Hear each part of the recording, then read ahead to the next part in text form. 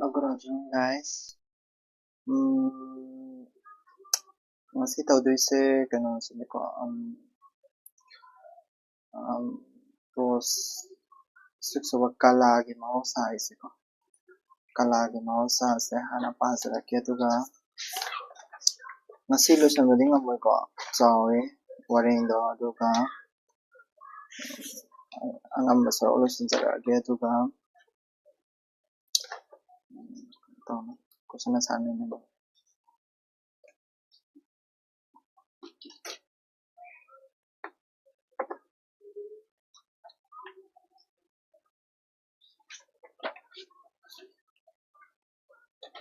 Kalagi Mahousa. Irik ni chen ni ibani ko. Irik ni chen ni ibani itu ka Manipuri da kanana hantok pa. Kogi Manipuri da hantok pani ko. English ke Wareng. Sige English ke Wareng sa ay kano da hapake ko ay Telegram channel da. Silora mo tum da ay Telegram channel da hapsara ke. Eric Newton gi The Nature of the Earth ko. Earth's European Painting and Sculpture 1941 dagi Manipuri da Dr. I.R. Babu Singana handok pa haise ko. Dr. I.R. Babu Singana handok pa Eric Newton gi kano dagi. Kogi Eric Newton gi Wareng dagi ko handok pa niyo ko. Yam pasaba Wareng ulit ni.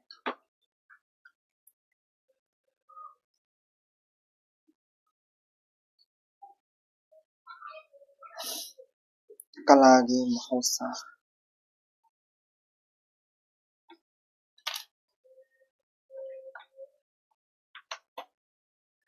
Pasaragi ko ahamada.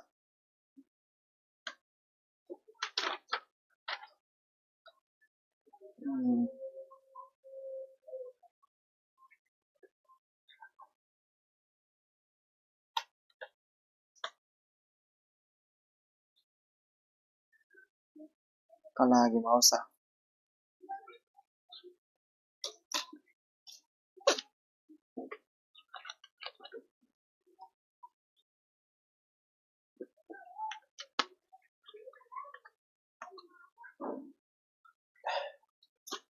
Okay. Karigumba postal stamp ama the magic fleet ki overture ko. Acacia glove number 7 ko. Adagi grove haiba ko. Adagi Greenland khwaidagi inaw nawa manam siba pochai ko. Leonardo gi Last Supper Dawn Innings ko. Adagi Shakespeare gi Hamlet Bradman gi Sylphides ko. Lila ama Homeward Al La Cardinal Chagluk ama Saint Paul Cathedral Walt Disney gi cartoon ama punamak asi kalagi pot ni natraga kalagi pot oiba yai. Sida sa paliba mayam sinsa ay English tamta ithorake ko gyan tani na kalayo kanadi English tamta ithorake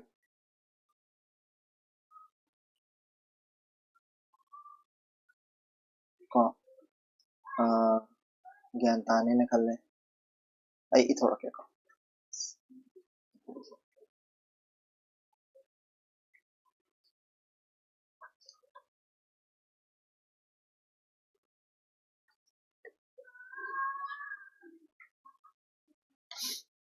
Ko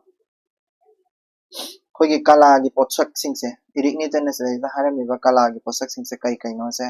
I have haisarake ko. Kalagi posak mana mention taramiba kalagi posak singse ko. Potsak sing.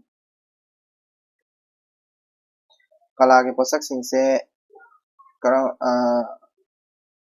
ahamada postal stamp ay sing mayam khangi ko. Kogi Gandhi ga yekpa mayam layda postal stamp yekpa adu kalani ko. Adi phasaba yekpa mayam yawani. Adagi sista magic fleet ko magic fleet overture habadi isai macha mache habadi ko. Adagi kai haini isai mayek ne ba ide koina ꯀꯩꯒꯨꯝꯕ opera ꯑꯃꯗ ꯈꯣꯡꯅꯕ ꯍꯣꯠꯅꯕ ꯃꯇꯝꯗ ꯃꯃꯥꯡꯗ ꯏꯁꯩ ꯃꯇꯦꯛ ꯑꯃ ꯉꯪꯕꯗꯣ ꯑꯗꯨꯗꯣ ꯑꯣꯏꯗꯣꯏꯅꯦꯕꯀꯣ ꯑꯗꯒꯤ ꯑꯦꯀꯥꯁꯤꯌꯥꯒꯤ ꯒ꯭ꯔꯣꯞ ꯅꯝꯕꯔ 7 ꯁꯤꯁꯦ ꯐꯣꯇꯣꯒ꯭ꯔꯥꯐ ꯑꯃꯅꯤꯀꯣ ꯐꯣꯇꯣ ꯐꯖꯕ ꯐꯣꯇꯣ ꯑꯃꯈꯛꯅꯦꯕ ꯃꯇꯝꯗꯨꯗ ꯌꯥꯝꯅ ꯐꯖꯩꯌꯦꯅ ꯈꯟꯅꯕ ꯐꯣꯇꯣ ꯑꯃꯈꯛꯅꯦ ꯑꯗꯒꯤ 4 ꯁꯨꯕꯗ ꯒꯨꯔꯂꯦꯟꯁ ꯄꯔꯐ꯭ꯌꯨꯝ ꯁꯤꯁꯦ ꯏꯪꯂꯤꯁꯀꯤ ꯔꯥꯏꯇꯔꯅꯤꯀꯣ ꯏꯔꯤꯛ ꯅꯤꯎꯇꯟꯁꯦ ꯑꯗꯨꯗꯨꯅ ꯏꯪꯂꯤꯁꯀꯤ ꯃꯇꯝꯗꯨꯗ ꯐꯪꯅꯔꯝꯕ ꯌꯥꯝ ꯐꯖꯕ ꯄꯣꯠ ꯆꯩ ꯀꯂꯥꯒꯤ ꯃꯤꯅ ꯁꯥꯕ ꯄꯣꯠ ꯆꯩꯁꯤꯡꯗꯨꯕꯨ ꯑꯗꯨꯗꯨꯕꯨ ꯀꯂꯥꯒꯤ ꯄꯣꯠ ꯆꯩꯅꯦꯅ ꯃꯥꯅ ꯑꯦꯛꯖꯥꯝꯄꯜ ꯑꯣꯏꯅ ꯄꯤꯔꯝꯕꯅꯤꯀꯣ ꯁꯤꯒꯤꯁꯤꯅꯦꯕ ꯑꯦꯛꯖꯥꯝꯄꯜ ꯑꯣꯏꯅ ꯄꯤꯔꯝꯃꯤꯁꯦ ꯑꯗꯨ ꯃꯅꯤꯄꯨꯔꯤ ꯂꯣꯟꯗ ꯏꯊꯣꯛꯑꯝꯕꯩ ꯋꯥꯔꯤꯅꯦꯕꯀꯣ ꯑꯗꯒꯤ ꯀꯩ ꯍꯥꯏꯅꯤ ꯄꯔꯐ꯭ꯌꯨꯝ ꯃꯅꯝ ꯅꯨꯡꯁꯤꯗꯅꯀꯣ ꯃꯅꯝ ꯅꯨꯡꯁꯤꯕꯁꯨ ꯌꯥꯎꯔꯦ ꯑꯗꯒꯤ ꯂꯤꯌꯣꯅꯥꯔꯗꯣ ꯗꯥ ꯚꯤꯟꯁꯤꯒꯤ ꯂꯥꯁ ꯁꯐꯔ ꯀꯣ ꯌꯥꯝ ꯆꯥꯎꯕꯗꯣ ꯑꯌꯦꯛꯄ ꯑꯗꯒꯤ 6 ꯁꯨꯕꯗ ꯑꯩꯈꯣꯏꯒꯤ ꯃꯇꯝꯗꯨꯗ ꯈ꯭ꯋꯥꯏ ꯐꯥꯎꯕ ꯀ꯭ꯔꯤꯀꯦꯇꯔ ꯀꯣ ꯁꯔ ꯗꯣꯟ ꯕ꯭ꯔꯦꯗꯃꯦꯟ ꯀ ꯑꯗꯨꯒꯤ ꯃꯥꯒꯤ ꯍꯥꯏꯗꯤ ꯀꯩ ꯍꯥꯏꯅꯤ ꯕꯦꯠ ꯄꯥꯏꯕ ꯏꯅꯤꯡꯁ ꯑꯃ ꯍꯥꯏꯇꯥꯔꯦꯀꯣ ꯃꯇꯝꯗꯨꯗ ꯑꯗꯒꯤ ꯁꯦꯛꯁꯄꯤꯌꯔꯒꯤ ꯍꯦꯝꯂꯦꯠ ꯀꯣ ꯄꯜꯂꯤꯁꯤꯕꯣꯕꯀꯣ ꯑꯗꯒꯤ ꯗ꯭ꯔꯃꯥ ꯑꯃꯁꯨ ꯄꯜꯂꯝꯃꯤ ꯃꯥꯅ ꯃꯃꯤꯡ ꯀꯣ ꯕꯦꯂꯦꯠ ꯗ꯭ꯔꯃꯥꯅꯤ ꯂꯦꯁ ꯁꯤꯜꯐꯤꯛꯁꯟ ꯀꯣ ꯁꯤꯁꯦ ꯕꯦꯂꯦꯠꯅꯤ ꯕꯦꯂꯦꯠ ꯍꯥꯏꯗꯤ ꯏꯁꯩ ꯑꯩꯈꯣꯏꯒꯤ ꯀꯩ ꯍꯥꯏꯇꯥꯔꯦ ꯗꯥꯟꯁ ꯑꯃ ꯇꯧꯕꯗ ꯁ꯭ꯀꯔꯠ ꯀꯩꯅꯣ ꯇꯧꯔꯒ ꯁ꯭ꯀꯔꯠ ꯃꯆꯥ ꯀꯩꯅꯣ ꯁ꯭ꯀꯔꯠ ꯁꯦꯠꯂꯒ ꯗꯥꯟꯁ ꯇꯧꯕ ꯑꯃ ꯂꯩꯕꯗꯣ ꯑꯗꯒꯤ ꯍꯣꯃꯥꯔꯠ ꯑꯦ ꯂꯥ ꯀꯥꯔꯗꯤꯅꯦꯜ ꯁꯤꯁꯤꯅ ꯆꯥꯛ ꯀꯩꯅꯣꯅꯤꯀꯣ ꯐ꯭ꯔꯦꯟꯁꯀꯤ ꯀ꯭ꯌꯨꯖꯤꯟ ꯑꯃꯈꯛꯅꯤ ꯑꯩꯈꯣꯏꯒꯤ ꯀꯩ ꯍꯥꯏꯅꯤ ꯐ꯭ꯔꯦꯟꯁꯇ ꯑꯩꯈꯣꯏꯒꯤ ꯂꯣꯕꯁꯇꯔꯒꯤ ꯃꯊꯦꯜ ꯑꯃꯈꯛꯅꯦꯕꯀꯣ ꯁꯤꯁꯨ ꯁꯤꯁꯦ ꯀꯂꯥꯒꯤ ꯄꯣꯠ ꯉꯥꯛꯇꯅꯦ ꯍꯥꯏꯅꯦꯕ ꯑꯗꯒꯤ ꯁꯦꯟ ꯄꯣꯜ ꯀꯦꯊꯦꯗ꯭ꯔꯦꯜ ꯁꯤ ꯆꯔꯆꯅꯤꯀꯣ ꯁꯦꯟ ꯄꯣꯜꯒꯤ ꯑꯆꯧꯕ ꯆꯔꯆꯇꯨꯅꯤ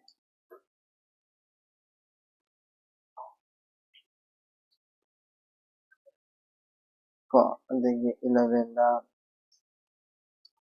ꯋꯥꯜ ꯗꯤꯁꯅꯤ ꯀꯥꯔꯇꯨꯟ ꯁꯤ ꯃꯌꯥꯝꯁꯤꯡꯁꯦ ꯀꯩꯗꯧꯒꯦ ꯍꯥꯏꯔꯀꯥꯟꯗ ꯃꯁꯤ ꯃꯌꯥꯝꯁꯤꯡꯁꯦ ꯃꯥ ꯍꯥꯏꯁꯦ ꯃꯁꯤ ꯃꯌꯥꯝꯁꯤꯡꯁꯦ ꯀꯂꯥꯅꯤ ꯁꯤ ꯀꯣ ꯑꯗꯣ ꯀꯂꯥꯁꯦ ꯗꯤꯐꯥꯏꯟ ꯇꯧꯗ꯭ꯔꯤꯉꯩꯗ ꯃꯥꯅ ꯑꯦꯛꯖꯥꯝꯄꯜ ꯃꯌꯥꯝ ꯑꯃ ꯄꯤꯔꯝꯃꯦꯕ ꯑꯗꯨꯒ ꯀꯂꯥꯒꯤ ꯃꯄꯣꯠ ꯃꯆꯩꯅꯤ ꯁꯤꯅꯦꯕ ꯁꯤ ꯃꯌꯥꯝꯁꯤꯡꯁꯦ ꯃꯥ ꯑꯗꯨꯗ ꯄꯜꯂꯤꯁꯤꯡꯗꯣ ꯑꯗꯨꯗꯣ ꯁꯤ ꯃꯌꯥꯝꯁꯤꯡꯁꯤꯅꯤꯀꯣ ꯑꯗꯨꯒ ꯀꯂꯥꯒꯤ ꯄꯣꯠꯁꯛ ꯅꯠꯇꯕꯁꯤꯡ ꯃꯥꯅ ꯑꯃꯨꯛ ꯄꯜꯂꯝꯃꯤ ꯀꯩ ꯍꯥꯏ ꯀꯂꯥꯒꯤ ꯄꯣꯠ ꯑꯣꯏꯗꯕ ꯑꯇꯩ ꯄꯥꯗꯔꯛꯀꯦꯀꯣ ꯃꯈꯥ ꯀꯂꯥꯒꯤ ꯄꯣꯠ ꯑꯣꯏꯗꯕ ꯑꯇꯩ ꯄꯣꯠꯁꯛ ꯀꯌꯥꯁꯨ ꯂꯩꯔꯤ ꯅꯥꯏꯒ꯭ꯔꯥ ꯏꯁꯤꯡ ꯆꯥꯏꯕꯤ ꯀꯂꯥꯒꯤ ꯄꯣꯠ ꯅꯠꯇꯦ ꯀꯣ ꯃꯣꯜꯇꯤ ꯔꯣꯗꯁ ꯆꯤꯡꯊꯛꯇ ꯀꯨꯞꯂꯤꯕ ꯎꯟ ꯃꯄꯩꯗ ꯊꯣꯔꯛꯄ ꯑꯔꯪꯕ ꯁꯃꯨꯗ꯭ꯔ ꯃꯄꯥꯟꯗ ꯁꯃꯨꯗ꯭ꯔꯗꯒꯤ ꯍꯧꯔꯛꯄ ꯏꯊꯛꯁꯤꯡꯗ ꯊꯦꯡꯕꯗ ꯊꯣꯔꯛꯄ ꯈꯣꯟꯖꯦꯜ ꯔꯤꯂꯤ ꯍꯨꯝꯂꯤꯕ ꯅꯨꯡꯁꯤꯠꯀꯤ ꯁꯥꯍꯨꯝꯗ ꯁꯨꯔꯒ ꯄꯔꯦꯡ ꯁꯥꯅ ꯌꯥꯜꯂꯤꯕ ꯐꯤ ꯄꯔꯦꯡꯅ ꯍꯥꯏ ꯍꯨꯝꯕꯗ ꯊꯣꯔꯛꯄ ꯖꯒꯣꯏ ꯅꯠꯇ꯭ꯔꯒ ꯀꯥꯂꯦꯟꯒꯤ ꯃꯇꯝꯗ ꯎꯆꯥꯟ ꯄꯥꯝꯕꯤꯗꯒꯤ ꯊꯣꯔꯛꯄ ꯃꯅꯝ ꯃꯈꯣꯏ ꯑꯁꯤ ꯀꯂꯥꯒꯤ ꯄꯣꯠ ꯅꯠꯇꯦ ꯀꯣ ꯀꯂꯥꯒꯤ ꯄꯣꯠ ꯅꯠꯇꯕ ꯍꯥꯏꯇꯥꯔꯦ ꯀꯂꯥꯒꯤ ꯄꯣꯠ ꯅꯠꯇꯕ ꯌꯦꯡꯁꯤꯀꯣ ꯀꯂꯥꯒꯤ ꯄꯣꯠ ꯅꯠꯇꯕꯁꯦ ꯀꯂꯥꯒꯤ ꯄꯣꯠ ꯅꯠꯇꯕꯁꯦ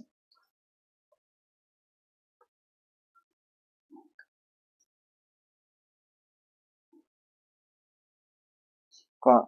ꯀꯂꯥꯒꯤ ꯄꯣꯠ ꯅꯠꯇꯕꯁꯤꯡꯁꯤꯗ ꯌꯦꯡꯁꯤ ꯅꯥꯏꯒ꯭ꯔꯥ ꯐꯣꯜꯁ ꯀꯣ ꯅꯥꯏꯒ꯭ꯔꯥ ꯐꯣꯜꯁ ꯏꯁꯤꯡ ꯆꯥꯏꯕꯤꯗꯨꯅꯤꯀꯣ ꯑꯗꯒꯤ ꯃꯇꯝꯗꯨꯗ ꯃꯣꯏꯒꯤ ꯆꯤꯡ ꯂꯩꯔꯝꯃꯤ ꯆꯤꯡꯗꯨꯒꯤ ꯃꯃꯤꯡꯁꯦ ꯁꯤꯅꯤꯀꯣ ꯃꯣꯟꯇꯦ ꯔꯣꯖꯥ ꯀꯣ ꯍꯤꯜꯁꯀꯤ ꯃꯇꯣꯟꯗ ꯑꯩꯈꯣꯏꯒꯤ ꯁ꯭ꯅꯣ ꯂꯩꯕꯁꯤꯡꯗꯣ ꯁ꯭ꯅꯣꯗꯨꯗꯒꯤ ꯃꯉꯥꯜ ꯊꯣꯛꯇꯣꯔꯛꯄꯁꯨ ꯑꯗꯨꯗꯨꯕꯨ ꯑꯩꯈꯣꯏꯅ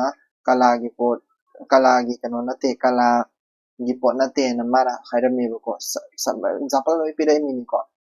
ꯃꯣꯟꯇꯦ ꯔꯣꯖꯥ ꯍꯥꯏꯁꯦ ꯀꯩꯅꯣ chingnebuko chingni adu mathakta snow no kupado adu langchik langbado adu ni mama haise ko adagi kai haini stage su koigi samudra dagi haurakpa ithakna thengba thokpa khonjel ko koigi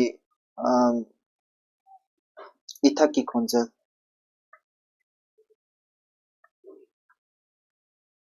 ko ithaki khonjel adagi for da phi pareng ko phi pareng na saba jagoi jagoi je kaino phi pareng na saba jagoi ji koigi kari phi pareng na saba jagoi ko haidi chano nuksina se pama da phi pareng da pawe adu naturally thokpa na teba nuksina sila kodula tawini ba adugi jagoi sate to adusu kala gi po na te hari ba adigi mo nasai gi pine wood manam hai tare ko uchan gi manam kalen do uchan gi manam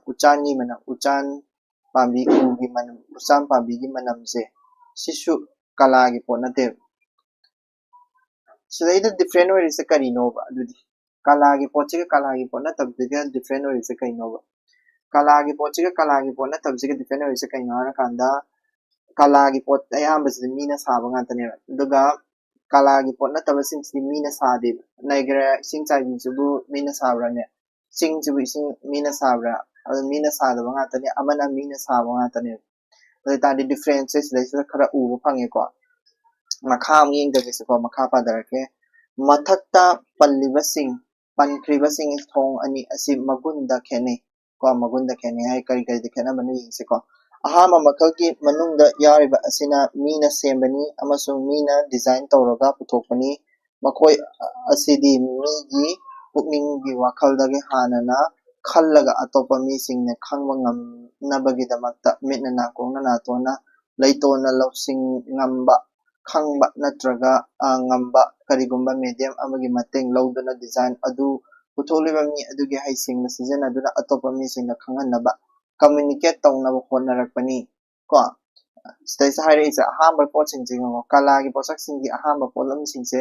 karino hara kanda mina saba ngatane mina design tawba ngatane mina wakan tawraga puthokpa pot ngatane yan dai ko mina sema ngatane basis mina semba ngatane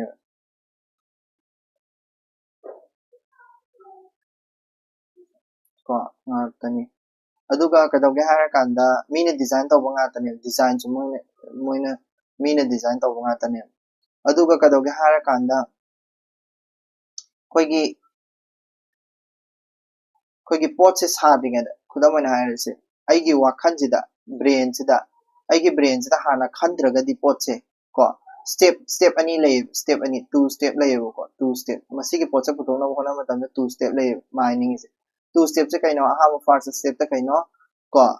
aidi pukni wakhal da hana khanba mu sange wakhal da kadawa wakhal da hana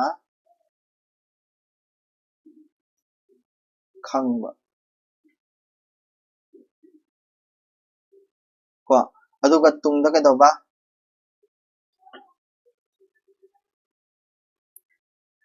aduga wakhalda hana khangba ma change wakhalda hana ko aduga atopa mina khangnaba atopa mina khangnaba ko atopa mina khangnaba kadoge hara kanda communicate aidi khangnaba honaba ko communicate tawba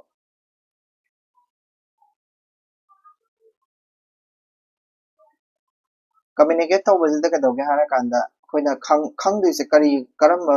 kari ge through dagi khangani hara gadi mittagi ko mittagi minna uraganda ko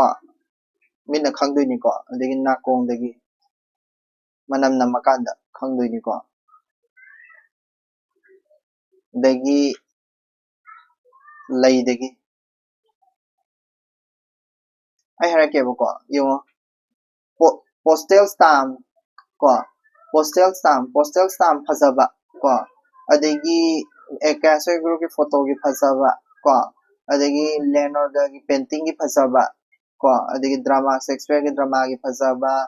ballet ki phajaba asiguma myam jing semina udraga di khangoi ado sisi puthokjing ai Leonardo na last supper haisibu Leonardo gi magi makok ta tholakpa wakhal dun wakhal da hana khangdraga di Leonardo ne ekta min hairaga ye khibrani sibo yekte da natra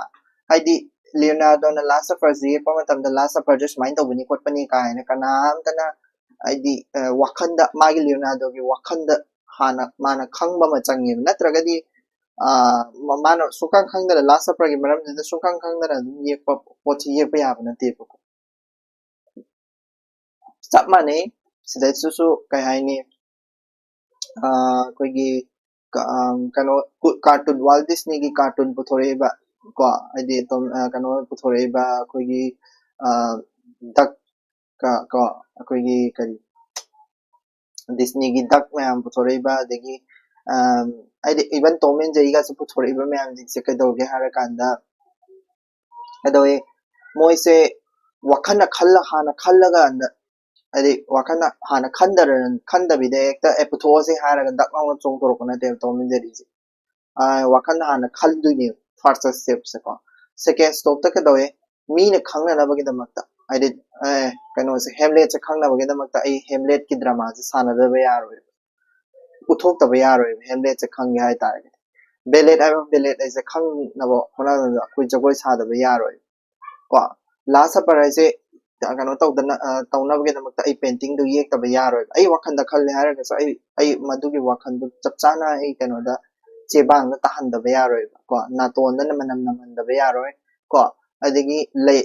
leida mahau phawon da ba yaro ko adugum hariba poching je sense organ sing je phawon dara ga ni ngasai gi kala ga ba poche oidoine ai mi na semani mi gi wakhan hana la ka da bani plus ka da ga hara kana wi khanda la ba matung da sense organ sing da khanghan ba ngam han ga da bani ko adu du bo khana kala gi poching kala gi pochak kawi pochak kawi hai ni ko next paragraph bang para gi ko atopa makhal gi ko thong sing haidi Niagara ising chaibi samudra gi ithak ko khonjen sing asina singba asidi mina semba natte mina semba natawa pochak khara su leyeba haidi ngasai gi pan gi ba myam da kala gi po nataba sing se mina semba pochak mina semba posa ambo natte ba yamana naturally semakpaneba sidajili mar harise atopa makhal gi thong sing Niagara ising chaibi samudra gi ithak khonjel asina singba asidi mina semba natte mina design tawraga puthok natte makoi asisu phajaba su nungai ba piba ngambagi changdedi chapmana na ahan bagi ga mana bi yai ko aduga kade makoi asi ishwar gi thausil natraga prakriti gi bahausa gi niyam gi phal oina natraga akhoi gi thajaning ba maram kya degi oiraklabasu yai adubu makoi asidi manungi mi gi pukning degi hana khanba ko conception amasung khaliba adu mapanda puthokpa parturition haiba thong ani asidi yaude ko makoi asidi ahanbada mi gi pukning da kalpana na tawraga matungda mitna khong na uba khangba ngamba medium gi matenga khangba yaba movement taba yaba khonjen natona khangba yaba manam oina puthokuna ulakpa natte ko sida so hamara haning je yam senge ko opposite che aibedi si ishorna sarakpa ko natra haragana si edi naturally phangba mahausa na pirakpa ma haning se ko prakriti na pirakpa prakriti na kadoba prakriti na pirakpa ko prakriti na natra haragana khogi beliefs khogi thajana bina pirakpa hai tare ko prakriti na natraga thajana bina pirakpa adugumba pot oidoineba aduduga kadoga harakanda moididi kadoga harakanda preconception se leite hana ekhogi conception haiba pot se leite conception haibadi kaino hana koi concept sagat pado Niagara Falls is mind to godabni haiba se Niagara Falls leite ngai mama de de khangde Niagara Falls se leira kana matung de Niagara Falls is mind to we to khangbai wari ni hana mioi bana Niagara Falls mioi bana sabsu na te ko aduga hana na Niagara Falls sumaina tawgadawni haibase akhoi gi kok sida leite ba khoi kok sida khangde ba but tawdabu Niagara Falls yam phajaba haidi kalagi pot natragasu kalagi pot tawna phajaba poti loinama oiba yai animak se kalagi pot sak oirasu kalagi pot natabasing sisu ko adudubu phajaba loinama oiba yai tawdabu kadawga har kada kalagi pot hairak taragade mina saba wakhan hana khanba aduga wakhando sense organa pawa ngamna honaba adudubu khona kala kaweba ko gyan tarani ko next kano paragraph mo parake sankhya pamba sankhya pamba mi singi pukningda kala haibasi karino haibagi sankhya thinabagi damagi lamda matam punamakta chingsili honaba asina makhoibu matam punamakta maithibasu piri sankhya pamjaba mi singna karigumba pot amabu karino haibasi masak takpada kaidongnungda sa apenba pokte makoina pot adu karigidamakta haibasi sandokna tarunabagdamakta mahausana hotnai aihak isagidamagta kala haibasi karino haibasigi maramda karigumba chingna abata laijadrabasu ko aina khangjaba waigi manungdadi kala haibasi karigino haibasi sandokna taknaba laijade kalakar amagi mathau asigi maramda aigi thudokpa hanana pukningda khandoktuna thamlaba theory ama laijade maram asina asigumba theory asigi ona tainabada leiba kalakargi mayokta aigi yanadaba karisu leite kanagumba kalakarna ingonda wari ama libirabadi aina haijagani kalada nungaikraba kyada nungaikraba mahakna isorgi maramda puthokpa ideamic oiba ideamic haibadi spiritual oiba ko spiritual oiba wafam kyana aigi pukningbu ngamhannaba ngakhanaba hotnarabasu wafam aduna aihaki pukningbu sumhatnaba tayarida lei mahakna chumnatagi asengba lei amasung machugi natraga mas amasung surgi mawang matauda thallaba sacha ama puthorlabasu aihak haigadi kayada fajakrabado mahakna dharmagi paktak piduna dharmada aibu onsinaba hotnarabasu aihak dharma aduda onsinaba sem sarugani mahakna ingonda kanaba mi oirabasu aihak haigani thagatchari sabyatagi itihasa kalana aina kalabu miyobigi wakhal kaya karigumba medium amagi matengna puthoroknaba mapal thoroknaba pot amadi haina masak taklabadi aduga karigumba aina afaba kala haibasi kanamatana sufattaba kalagi warida arema matam manghanningloi asengba pukchel charba sumaningai oiba nungaifam oiba natraga maru oiba wakhalbu karigumba medium ama haisingna sizinaduna puthorokpa potni haina sankhya pirabadi kalagi sankhya sing asigi aroiba pandup ama thamlaga kala haibasi punna karino haibasigi matangda samlapna nainaba howa yagani ko sankhya sidaisa sankhya harise kaino haida definition ni ko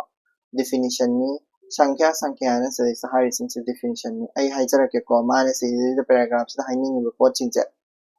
ko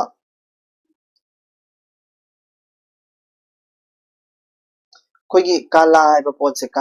kala ngasaidigi neinariba kalagi mahousa harisida kala haibase karino haibase definition oina pige haitaragadi definition di ko aibase khangde definition direct piyo haitaragadi ama aibase khangde kaino di kalakara mana mangonda wari lirakpa yai ko mangonda wari lirakpa yai isorgi maramda ajanmik tawro haiba yai isorgi spiritual oiba wari lirakpa yai ai iraga hairake ko definition of kari ko kala ki definition se ma khangde kala haibadi ko english hairagana art haibasigi definition asembase kaino haibase ma masa khangjadeba ko adi aiba masa se khangjade meaning se yamna vague oiba yamna hadi kano haitare ko definition leijadaba theory leijadaba ko no definite theory ko theory leijade definition leijadeba ko aduduna kaidawge harakanda kai haini artist sing na khanjaba haitare artist sing na khanjabado madi chummi na loina leijai artist sing na art ai bise kaino ai pongtoi kan khudam mai na hai se art ai bise kaino artist amada isai sakpa nupa amada art ai bise kaino na hangi isai sakpa nupa dana khumak toi se kaino art ai bise koino mi bu sumat pangamba isai sakpa tu ne mi bu sumat pangam na isai sakpa tu ne mi gi thamoi yau ge ising isai sakpa tu ni haraka du ne kanagoma pung thinba amana so pung thinba de koina pung thinba do tan tha nai na pung du thinba ko aduga jagoi saba jagoi kutek tauba ko pung thinba mi da adu duni harakane kala aise kanano kanagoma amana wari ule lirakani wari aidi kanagoma amana isai oina salakani kanagoma amana aidi manaba aidi kano aidi kala atopaga manaba pot mayam ama puthorakani buko हाइबा सिंसे अदुदुना मरम ओरा कांदा कदोगे हारा कांदा काला हाइबगी definition से मानदे हाइबा ngamde हाइने कइनो आइदि असुकमेटिक यामे definition से माइ माइ की कला कला दे मतुगिना पीबी याइबा मयाम मको अदुगिनि को मा हाइरिस को अदुदुना या आइदि मागी डेफिनेशन जो लैतबदिना अहामदा हाइतार को प्रीकन्सेप्ट ओइबा आइदि प्रीकन्सेप्ट थ्योरी सबदि कइनो हाना खंजबा आइना हाना खंजबा थ्योरी अम्बो लैजदे कला इसे डिफाइन तौना मतमदा कोई थ्योरी अम्बो लैजदे अहामदा थोलकदब थ्योरी अम्बो लैजदे को नो डिफाइनाइट थ्योरी हाइसे को अदुबु कला की डेफिनेशन से मान हाइसे मनोइना पीनिंग हाइ तारगदी कशु काइदे पियो पियो आदि कला कला कला दुगी मखा याम बोले वारी लीबा ओरगना वारी दो कला ने हरनी अदेगी ईश्वर खुरुम्बा ईश्वर बु याम थाजजब मीदुना ईश्वर जे कला ने हरनी को अदेगी आदि इसै सकवा मीमना तान मास को सुर द हरनी अदेगी धर्म की मरमदा कला संदोप कांगू सिंसना मो धर्म जे कला ने हरनी माइ माइगी तोगान तोगान लेसे अदुदु माना लास्ट अमका डेफिनेशन अमका पिरामी मचा समलप डेफिनेशन हाइ तारे को करी डेफिनेशन हारे कांदा कला हाइबसे को कला हाइबसे कोइना कला कला की डेफिनेशन से कइनो हारे कांदा मियोय बेगी लास्ट पिरिदो माना मियोय बेगी वाखल अमा मीडियम अमा की मतेंगा पुथोरलबा मपाल थोरलबा पोट अमनी हाइना मसक ताई को हाबेदी मियोय बेगी वाखल अमना मीडियम हाबेदी कइनो मसागी सेंस ऑर्गन फहन बदो को सेंस ऑर्गन फहन बदो मियोय बेगी वाखल अमा खंदोइने वाखल द नुंगाइबा हाइबा पोट सिम खंदोइने वाखल द नुंगाइबा पोट से खलगा ना मीडियम एनी मीडियम से ना वी इसै दो होइगरा लायक बदो होइगरा अमा मीडियम अमा खसिनरगा मियोय बेगी वाखल लेरिबा पोतो मदु उथोअनबा अदुदुबो कोइना दि कला कवे को इरके को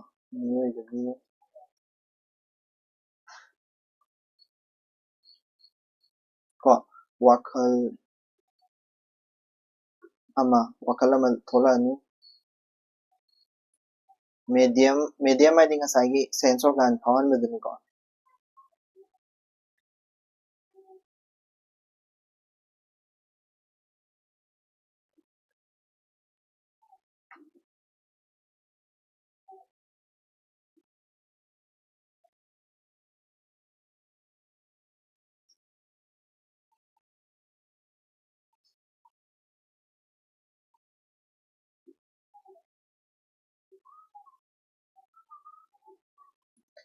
सिजिबु कला कवे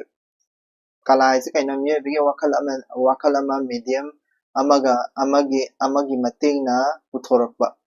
को पोट अदुबु कला कवे अदुदुगा अफबा कला हाइना सिनसु पल्लिबु को गुड कला अफबा कला की कनो सु पिरामि माना डेफिनेशन सु पिरामि अफबा कला हाइसिना कराइदा कौगे हाय कन्ना को असेंगबा ट्रुथफुल ओइबो को असेंगबा पुक्चेल चावबा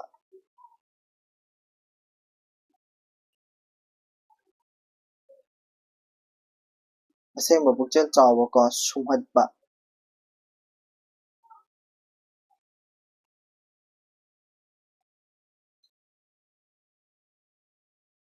नुंगाइबा को नत्रगा मरोइबा वाखलदा करिगुम्बा मीडियम अमा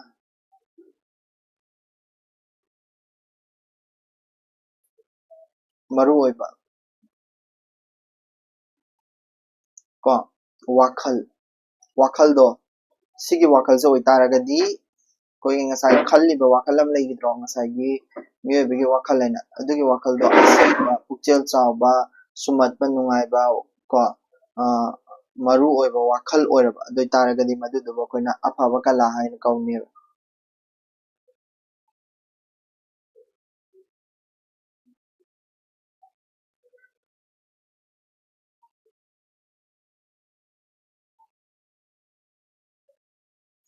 ko adagi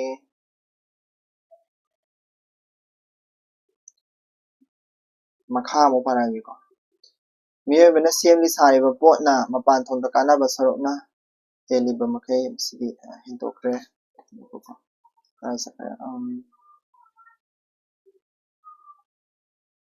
ko sida hairani ko last definition like ko definition se ma hair se sigi definition ani se asisi definition adum oihellasi sini bo kalagi definition se si oihellasi so next magi next paragraph tong la si next paragraph ta kari haige har kanda adu orebadi kalakar haiba sik khau thau ani pangba misak amani ko makha padare ni ko isi ko paragraph makha padare adu ko adu oirabadi kalakar haibasi thau ani pangba misak amani mahaki kalpana leiba tai amadi sengot sagatpada haiba ko craftsmanship haibasi su leiba misak ama oiba tai mahakna semgadoriba puthokadoriba posak adu mahakna kalpana tauba tai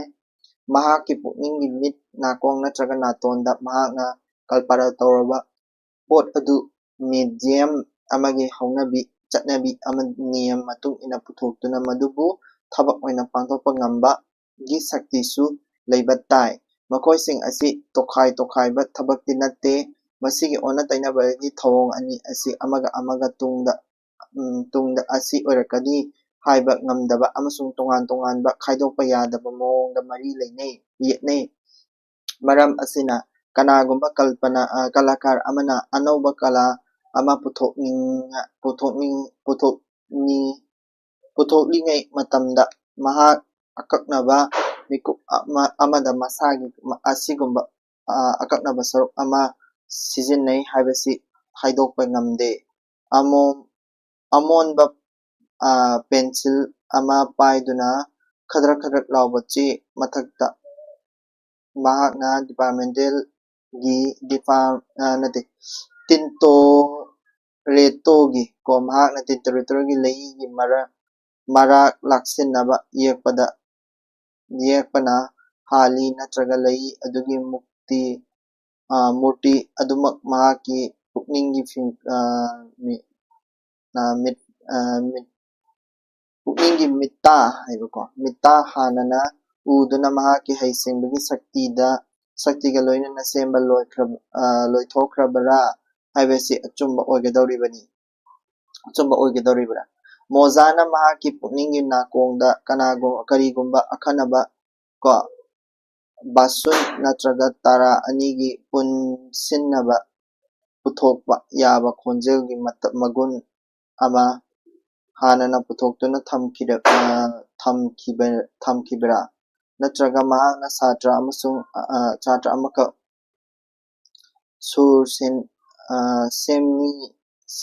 sur semlingida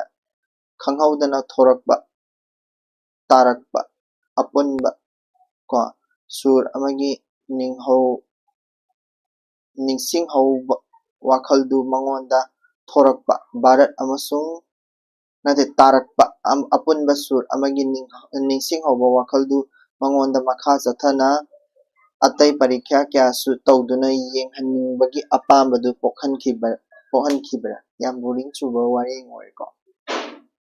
wahangsing asigi pakhomdi kananasu khumba ngamoi maramdi tintoreto masana natana kanagumba amatana Mozartki pukninggi nakongda takiba sur adu tarudabana puthokliba kalagi pot ayekpa line natraga overture asitadni aikhoina bichar tawba ngamba poti mahaki kala adu ururaga nupi asina mahak nipa asina mahakna hainingliba adugi chapchaba chanaba phongdoknabagi upai ama phangmagum tawre haibasimak ngami kalpanik sakti amadi semdok sadokpa haiba mahai the visionary and the craftsman ani asigi marakta yanaduna punchinba ama thokrabani aduga yanaduna punchinkhriba asigi jai oiba mangal oibagi chang adudi masigi mahai oina puthorakliba posak kalagi pot adutabu yenglaga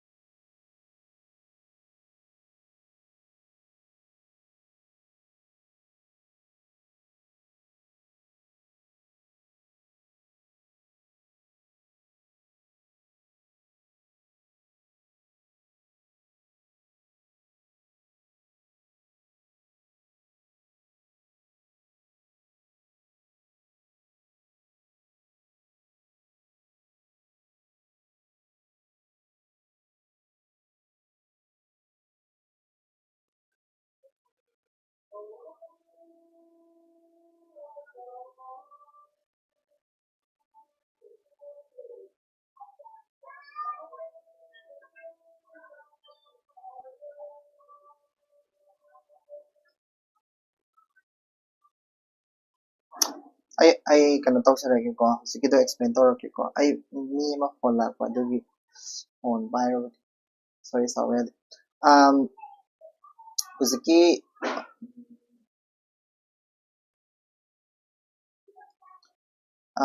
huziki matangda explain tawrake ko huziki kanogi matangda huziki paragraph tuma explain tawsarake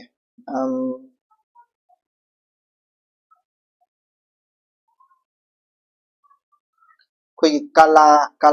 ꯀꯂꯥ ꯍꯥꯏꯁꯦ ꯀꯂꯥ ꯇꯧꯕ ꯃꯤ ꯍꯥꯏꯁꯦ ꯑꯩꯈꯣꯏꯒꯤ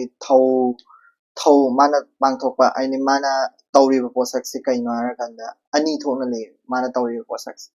ꯑꯃꯅ ꯀꯩꯅꯣ ꯃꯥꯒꯤ ꯀꯜꯄꯅꯥ vision ꯀꯣ ꯑꯃꯅ ꯀ꯭ꯔꯥꯐꯠꯁꯃꯦꯟꯁꯤꯞ ꯑꯩ ꯏꯔꯛꯀꯦꯀꯣ ꯑꯗꯨꯗꯣ ꯏꯖꯔꯛꯀꯦ ꯑꯗꯨꯒ ꯑꯅꯤ ꯂꯩꯌꯦꯕ ꯃꯥꯅ ꯇꯧꯕꯁꯦ ꯊꯧ ꯑꯅꯤ ꯄꯥꯡꯊꯣꯛꯄ mi amanina haidi mi amanina haini thawani pangthokpa mi amanina haini yongko ai slides explain tawjarake horen sije picture se horen explain tawbada yawdoini ba adugi slides explain tawrake ko kalakar haibse kaino harakanda mase kadawge harakanda thau ani aidi thau sorry मागी थबक अनी लई हाइबको थौ अनी लई HYBE थौ अनी पांगबा मिसक अमने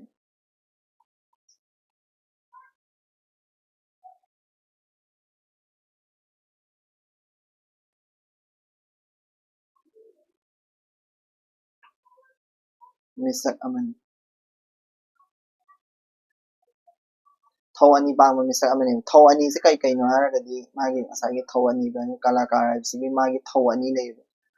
करी करी नो हारगदी अमन कल्पना हाइदि मागी विजन कल्पना विजन को अमन करी क्राफ्ट्समैनशिप ति खंगमनी खुद सा हाइबगी कनो दो स्किल दो को अदुगा मान हामद विजन हाना उदुने विजन से कदोरे मान उरिब विजन से करी करी द ओथोरकनी हारा कांदा मिन उबया ब पोता को मिन उबया ब पोता नत्रा हारगना नाकोंना ताबा याबा पोता इसई होइगरा मा होइगरा को अदेगी करे हानि नातोना मनम नंबा याबा पोता को लेना लेना लेना खंगबा याबा पोता अदुदा ओथोरकदनि मागी विजन करिगी थ्रुदगी क्राफ्ट्समैनशिप की थ्रुदगी हाइदी विजन विजन लेतबा कल कनो कलाकार अमता लेरोय एक कॉपी तौरगा इसई सकपदा हाइरो मिंगोंदगी कॉपी पंगतौ तौरगा लिरिक्स का से पंगतौ कॉपी पंगतौ तौरगा सकपा इसई सकपा निपादुबो खुइना कशु इसई सकपा हाइबा ने चिंगदेबा मादा विजन अमा दरकार लेबा इसई मयक इबा हाइगदाबनी इसई लेंबा हाइगदाबनी को विजन अमा उबम दरकार लेबा अदो इसई दो अदुदो इसई दो सकलकपा फजाना सकपा ngamba craftsmanship को मित्ता को नाकोंदा नातोंदा लेदा उहनबा ngamba को अदुदुबा खुना कलाकार हाइदि कलाबु पामजबा कलाबु तौरिबा कला तौरिबा मी अमनि ना खनदुइनि को अदु को अदु craftsmanship से तौबा मतमसिदा करी करी चंगे हारे कंदा कोइ माना सोसिदा हारेम हौनबी चटनबी जे हाइदि चटनबी हाइ तारे को चटनबी जे चंगे इसई साओ हाय ना कोइ की चटनदबा रॉक म्यूजिक सिबु कोइ चटपदि चटनै को कोइ सिदा रैप थीबी खोटपी का दो खरगा द चटनै को तौबदबो कोइ की के हाइनि चटनदबा चटनबी द यावदबा craftsmanship की तौबा यारोय हाइ सिंगिने ना लाइ पदो हाइ सिंगिने ना हेक्ता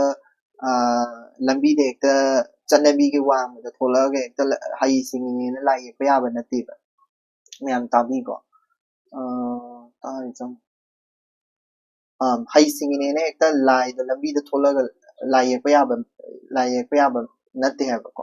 हाइ सिंगिने अदुदना खोगी चटनबी दि ngak तबा यारोय अदुदुगा चटनबी ngak ना कदौदुरबा कल्पना अखोगी विजन से मिट नाकों नातोन लेना उहनबा ngamgadabani को अदुगा खंगहनबा ngamहनगदबनी अदुदुगा craftsmanship सु लेगदबनी कलाकार अमगी मथौनि सिजा कलाकार अम ओइ तारगदी हारिबा पोट अनि से लेगदबनी मा हारिसे को अदुगा मसी अनि से मरी याम लेनी आइनो जिक तो हागरे को चटनबी हौनबी खंगदबनी अदुदुगा मसी सिना craftsmanship सिगी मीडियम अम ओइदुइने कल मीडियम को मीडियम अमा यावदबा यारे मीडियम दनो कनाना ओइदिबा मिट नाकों नातोन लई जे खंगनबा मीडियम दनो ओइदुइने बको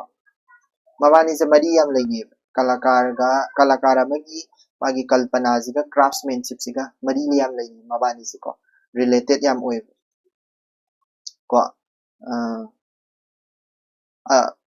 मरी लेनबदो आई हाइरकेबको मरी क्यामाइना कमाइना लेने माने एग्जांपल अनि पिरमेबको एग्जांपल द येंसेको एग्जांपल द ड्राइंग याम हाइबा को तिंतो रेतो हाइबा माना तिंतो रेतो सिना कदोगे हारा कांदा मागी विजन अमा मान हंगिब को सिगी कनो सिना हंगिनि को इदि अइबसिना कनाना इरिकनि तोंसिना हंगिनि तिंतो रेतो ना चोक पारगा चोक पारगा को चोक ऑन अ रफ पेपर को अदुगा विजन को अदुगा अनि से पुल्ला कांदा लाय अमी ये ड्राइंग को मुन्ना एक्सप्लेन तौरके को सिदा साइज तिन तोरेतो हारिबा लाय पनुपा से सिगी लाय पनुपा सिना माना तौरंगदा मागे वाखल खलंगदा और मागी कनोदा तौरंगदा पोतनी को से आई बिसना हाइरे तिन तोरेनो लाय अमी यकना फोना मतमदा मागी विजन जिना हानब्रा विजन आई ngasi लाय अमी लाइदो ये कदरबा लाइदो आई मिनमांगदा dang launa ai mai mi am yek toine mi do ai mang se hana ura kanda vision se hana ura kanda drawing du yek pra mana question ha oina hangin ko vision do hana ura kanda drawing ji yek pra ai gi min mang se da ai ni yek da ba lai do hana thola aganda ko ai gi oina ma ai head to tail oin thola aganda yek pra natre haraga na rub paper amada ko rub paper amada chok se smai sun yek sanaraga ko chok se smai sun yek sanaraga ai ba yam phajaba picture ama tabe ai ni sidi ka ga wakhana ke haini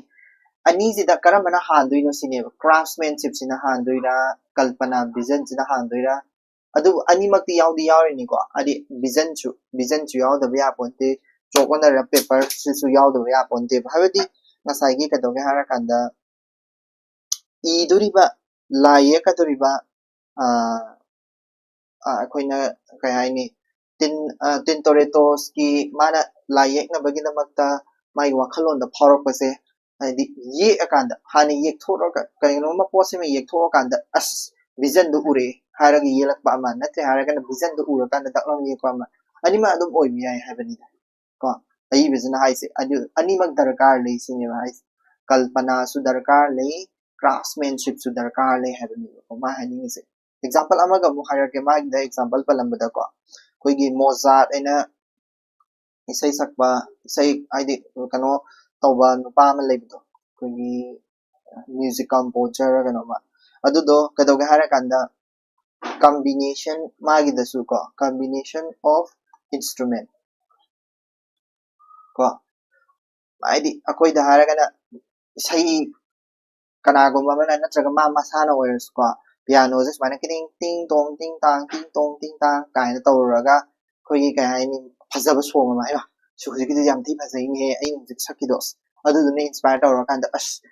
sidaisa makhona ma hapsan ba sidaisa makhona ma hapsan ba kain tawraga sum as sidi phazare kaino ma hapsan ni baksi gi makhona ma hapsan ji natraga tabla makhona ma hapsan ji natraga pe kano gi violin makhona ma hapsan ji kaina combination ma sem ga sum semak pra ko mozana isai phazaba sema isbo ko natre haragana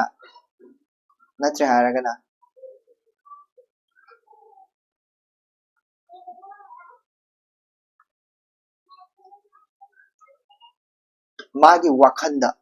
vision haitare ko visionary hearing mai wakhanjida yamna phasaba surama ko imagination haitare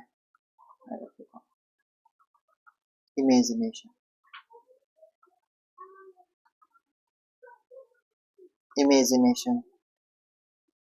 of sound mai wakhanjida sound phasaba ma hana tholaga mai wakhanjida ko masidi phasaba yai ni kaina sound phasaba imagination ama tholaga na madu do experiment tawraganda hanjana experiment tawraganda koigi kai haini phazabdo tarakpa natre haragana masisu combination mayam ama tawrakanda adugi combination mayam do jingdo taraga koigi yam phazaba music ko yam phazaba music ama tholakpasu yai aduni haise mozart ki su kai doge mana piano ama nga khomu matamda eba yam phazaba song mama tare ne haraga music ka to khara phazaba modification kari kara sum hapchala kana last music phazaba tare ira nache haragana mai wakhanjida yam phazaba music ama mai wakhanjida thole koigi kai scientist na thokpada maina ko adu do tholaga koigi experiment sum tawbai tare mai wakhana thole do puthokpa tare sum puthokpa adu number key the number piano the number khongwa chancha the khong sum tawraganda music phazab the thola ira sumaina thola pasu obe habedi bot ma haini se example ani se haini se kaino harakanda kalakara ma habe se kaino kalpana haba maga craftsmanship haba nga ani makti changmi sini hai se ko adu ko tani ko main point ti ada adu gi paragraph to da pyramid ko next paragraph mo para ke ko para chakra du bol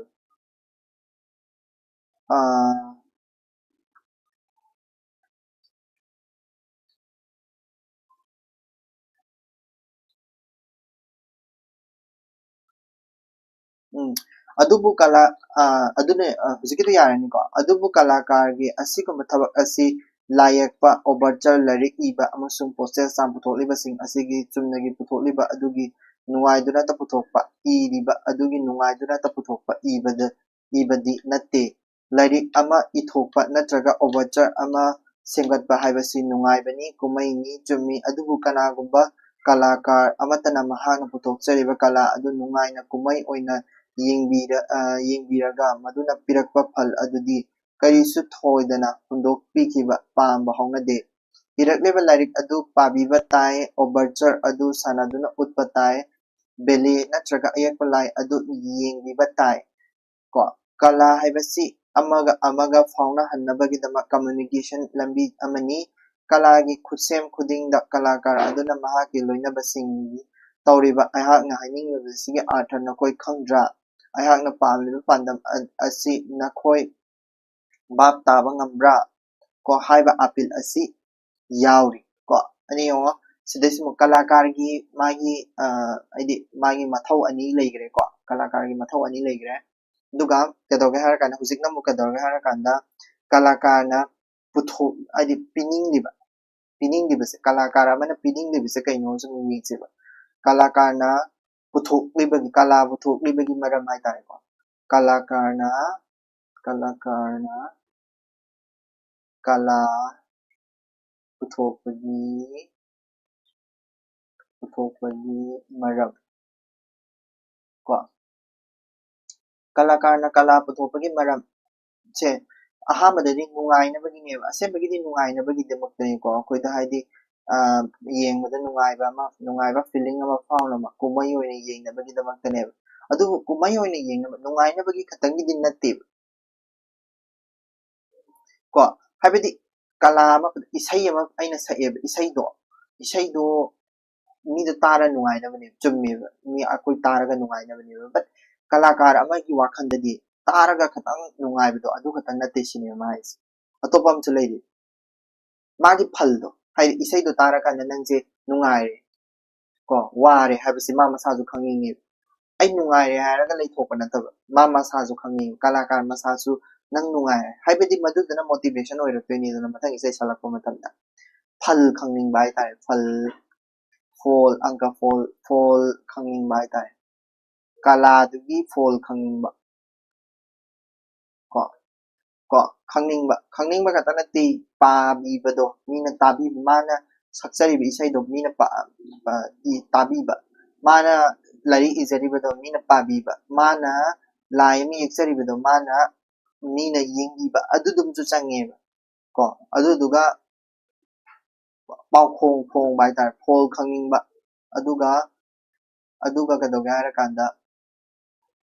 paukong bi bai tar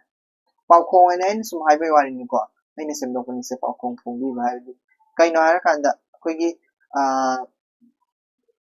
mana question ama hangi ko question ama magi kano da lesson plan da kuda maina magi saireng da wahang ama hangi kanago makarana interpret tawdine wahang da artha do haidoine si wahang si artha do sini ka habidoine adudubu aduguma phongbi bedo adudunida mana yamna pame hairisi ko haidi kalakar duna kala puthokpagi mahai yali khanjadoine mi do nunga helaba aduga mana phongbi mana tawriba potto mina pabiraba mina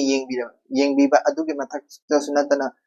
haidi response bibira aba adu taragani madudubo akoina mana kala puthokpagi mahai yale kain khanjadoine kala puthokpagi mana kala puthoidugi maramdo adugine ko next paragraph amung paragi ko maram asina kalagi itihas ki kala adubu semlakliba puthorokliba mising aduga makoina semlakliba kala adudagi chunaba wari natte ko wari asidi yamna chanainaraba amasong hongdo jinna thallaba kala bu puthokliba mising amasong makoigi loinaribasing ani gi marakta leinariba mari adugi wari ni ani asigi marakta leinariba mari asidi yanadaba khenaba amadi khudongthiba na thallaba amani maramdi kanagumba kalakar amana mahakna puthokchariba honajariba adugi mamal pibidrabadi kalagi pot puthokpa oithokte maram asina kalakar bu thabak piba ngamba mapu employer ama leiba tai aduga amuksu kanagumba thabak piba ngamba mapu amatana mahakna pamliba ningliba adu kalakar aduna puthoktrabadi kalakar amatana maman piningloi maram asena masana matana hingjaba ngamlaba tangna thoklaba kalakar singi wafam natana kalakar amagi kala asi mahaki pukningi kalpana tagi chumnagi wakhal mahak masana masagi oiba wakhal wafam kaya atopada khanghaningba phongdokningbagi bab adutana oiba yade mahaki kala adu mahaku thaba piriba mapu aduna mahak masabu amasung mi ataidasu khanghaningba phonghaningbagi ningba ngamba asigumba amasu oiba tai kala haibasi kala adubu puthoragliba puthoragliba misak adugi pukningda khalakpa ninglakpa bar amagi fal oibata natana kalagi pot adubu sizinnagadoriba mi adugi mafamdasu darkar oiba posak ama oigadabani matang asi angakpa wafam amadi soidana oirabani maramdi atopa sizinnagadoriba mi amana asuk yamna masagi oiba masak machuda thalaba bhaktigat haibadi self respect ni oiraba posak amagi aduga mapanthongdagi kalakar amagi pukninggi wakhalgi mami kanadraba masak oiraba kalagi kusep amagi apambasi kamdauna mapukningda phawba ngamgadoribano aduga amuksu mahaki pukningda thawinsin adu leire haina laurabadasu kamdauna kalakarna mahak masagi oiba bhaktigat wakhal mityeng amadi apamba adubu mahakpu thabak piriba misak natraga patron adugi pamjaba khanjariba mahakpu puthokhaningliba posak aduga manahanduna chanahanduna taisinhangadabani miyoibagi thabak thoram ataidadi wahang si thorakloi seni saba mi amatana mahakpu thabak piriba misak aduda nangna pamliba makhalgi seni adu sabada ai isagi mahousa asina sukya yaningde nangnadi aingonda athouba seni sao hairi aduga amaronda aidi apangba seni tama sabada isagi itik igun asi ayowi utpang pambani nangnadi ispat ki seni pamlabasu khutaiba mi ama oina aidi misi sizinaduna sabatana hena apamba poi hairoi sidasu yung koigi kainoamagi kalada kalakara maga kainoamaga hadi kaladubu tariba kaladubu kanjum doriba kaladubu kano toriba kalakarsiga kaladubu tariba kaladubu khangiba kaladubu phangiba miduga anidugi relationship to university stylize ade society oibe patron oibe aduduni relationship between the kalakar and the employer hairagasu haibe any hadi kalakar du ni iba mi do aduduga anidugi relationship to university laktois anidugi relationship to is the haizarake yung kalakar ne kadauga koigi society harasu hare audience harasu hare audience harasu hare natre haragana patron harasu hare mabu nekpiriba employer harasu hare relationship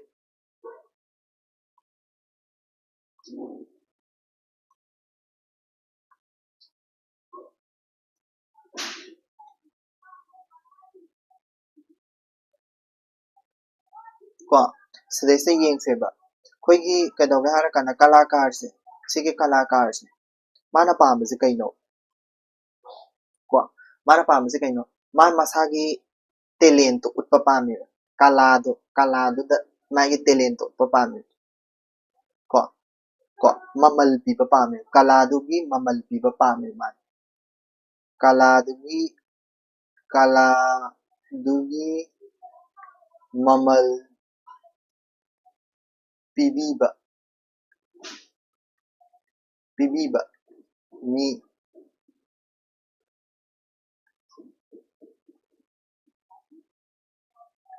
pibiba mi pami kanano pami semana dudi audience duni patron duni employer duni kaino kaladugi value khangbiba me haitar kalagi mamal pibiba kaladugi value khangbiba mi pami aduduna si adagi society audience patron employer singsina kari pami moina kari pami moina pa kari pami ꯑꯩꯈꯣꯏꯒꯤ ꯀꯩ ꯍꯥꯏꯅꯤ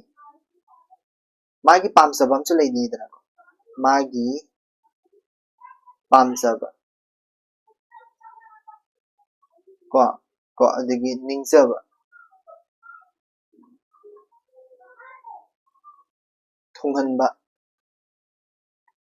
ꯊꯨꯡꯍꯟꯕ ꯉꯝꯕ ꯀꯂꯥꯀꯥꯔ ꯀꯣ ꯁꯣꯁꯥꯏꯇꯤꯁꯤꯅꯁꯨ ꯀꯔꯤ ꯄꯥꯝꯃꯤ ꯀꯂꯥꯀꯥꯔ ꯑꯃ ꯄꯥꯝꯃꯤ ꯀꯔꯤ ꯃꯣꯏꯒꯤ ꯑꯄꯥꯝꯕꯗꯣ ꯐꯪꯍꯟꯕ ꯉꯝꯕ ꯀꯂꯥꯀꯥꯔꯅꯁꯨ ꯀꯩꯗꯧꯏ ꯃꯥꯒꯤ ꯀꯂꯥꯗꯣ ꯃꯥꯒꯤ ꯃꯁꯥꯒꯤ ꯀꯂꯥꯗꯣ ꯑꯗꯨꯒꯤ ꯃꯃꯜ ꯄꯤꯕꯤꯕ ꯄꯥꯝꯃꯤ ꯃꯃꯜ ꯄꯤꯕꯤꯕ ꯉꯝꯕ ꯃꯤ ꯄꯥꯝꯃꯤ ꯑꯗꯨ ꯇꯥꯔꯒꯗꯤ ꯀꯂꯥꯀꯥꯔꯁꯤꯒ ꯁꯣꯁꯥꯏꯇꯤꯁꯤꯒ ꯃꯕꯥꯅꯤꯒꯤ ꯔꯤꯂꯦꯁꯟꯁꯤꯞ ꯑꯃ ꯊꯣꯛꯂꯛꯇ꯭ꯔꯣ ꯀꯔꯤ ꯀꯂꯥꯀꯥꯔꯁꯤꯒ ꯁꯣꯁꯥꯏꯇꯤꯁꯤꯒ ꯌꯥꯝꯅ ꯍꯥꯏꯗꯤ ꯀꯝꯄ꯭ꯂꯦꯛꯁ ꯑꯣꯏꯕ ꯔꯤꯂꯦꯁꯟꯁꯤꯞ ꯑꯃ ꯊꯣꯛꯂꯛꯑꯦ ꯀꯝꯄ꯭ꯂꯦꯛꯁ ꯌꯥꯝ ꯑꯣꯏꯕ ꯀꯝꯄ꯭ꯂꯦꯛꯁ ꯑꯣꯏꯕ ꯔꯤꯂꯦꯁꯟꯁꯤꯞ ꯑꯃ ꯊꯣꯛꯂꯛꯑꯦ ꯑꯗꯨꯒ ꯀꯩꯗꯧꯒꯦ ꯍꯥꯏꯔꯀꯥꯟꯗ ꯃꯁꯤꯒꯤ ꯀꯝꯄ꯭ꯂꯦꯛꯁ ꯑꯣꯏꯕ ꯔꯤꯂꯦꯁꯟꯁꯤꯞꯁꯦ ꯗꯤꯁ ꯔꯤꯂꯦꯁꯟꯁꯤꯞ ꯏꯁ ꯀꯝꯄ꯭ꯂꯦꯛꯁ ꯌꯥꯝ ꯑꯣꯏ ꯑꯗꯒꯤ ꯑꯗꯨꯝ ꯍꯣꯡꯉꯦꯕ ꯍꯥꯏꯗꯤ ꯈꯨꯗꯣꯡ ꯊꯤꯅꯤꯡꯉꯥꯏ ꯑꯣꯏꯔꯁꯨ ꯗꯦꯟꯖꯔꯁꯁꯨ ꯑꯣꯏꯌꯦꯕꯀꯣ ꯗꯦꯟꯖꯔꯁ ꯑꯗꯨꯗꯣ ꯀꯩꯗꯧꯒꯦ ꯍꯥꯏꯅ इवॉल्विंगꯁꯨ ꯑꯣꯏꯌꯦꯕ इवॉल्विंग ꯍꯥꯏꯗꯤ ꯀꯩꯅꯣ ꯍꯥꯏꯔꯀꯥꯟꯗ ꯑꯗꯨꯝ ꯆꯦꯟꯖ ꯂꯩꯕꯗꯣ ꯍꯥꯏꯕꯗꯤ ꯀꯩ ꯍꯥꯏꯅꯤ ꯃꯐꯝ ꯃꯇꯝꯒꯤ ꯃꯇꯨꯡ ꯏꯟꯅ ꯃꯁꯤꯒꯤ ꯔꯤꯂꯦꯁꯟꯁꯤꯞꯁꯦ ꯑꯃꯅ ꯍꯦꯟꯅ ꯁꯣꯁꯥꯏꯇꯤꯅ ꯍꯦꯟꯅ ꯄꯥꯝꯃꯝꯕ ꯌꯥꯏ ꯀꯂꯥꯀꯥꯔꯗꯨꯅ ꯍꯦꯟꯅ ꯄꯥꯝꯖꯔꯝꯕ ꯄꯣꯠꯅ ꯍꯦꯟꯅ ओवर शेडो तौरंबे याय हाबदि अमना खरा हेलंबे सोसाइटी दुन तारंबे नत्र सोसाइटी ने हेलंबे कलाकार दुन तारंबे बट अदु याम कॉम्प्लेक्स ऑफ रिलेशनशिप अमदा लेरमनी को अदुदुना मसीजिना मसीगी रिलेशनशिप सिना पुथोरपा आर्ट से को मसीदैते पुथोरपा को आर्ट से सिदैसे पुथोरपा आर्ट से करी करी क्राइटेरिया अनि चनगना क्राइटेरिया करम करम क्राइटेरिया चन्यार कांदा मसागी को आर्टिस्ट की urge to express artist na uningba poto artist na kadoba artist na uningba poto su yawgadabane yadabra aduga consumer gi need su phangadabne consumers need su consumer need abidi kaino consumer na pamjaba ko adigi kadoge hara kana art se artist ki kan haini not purely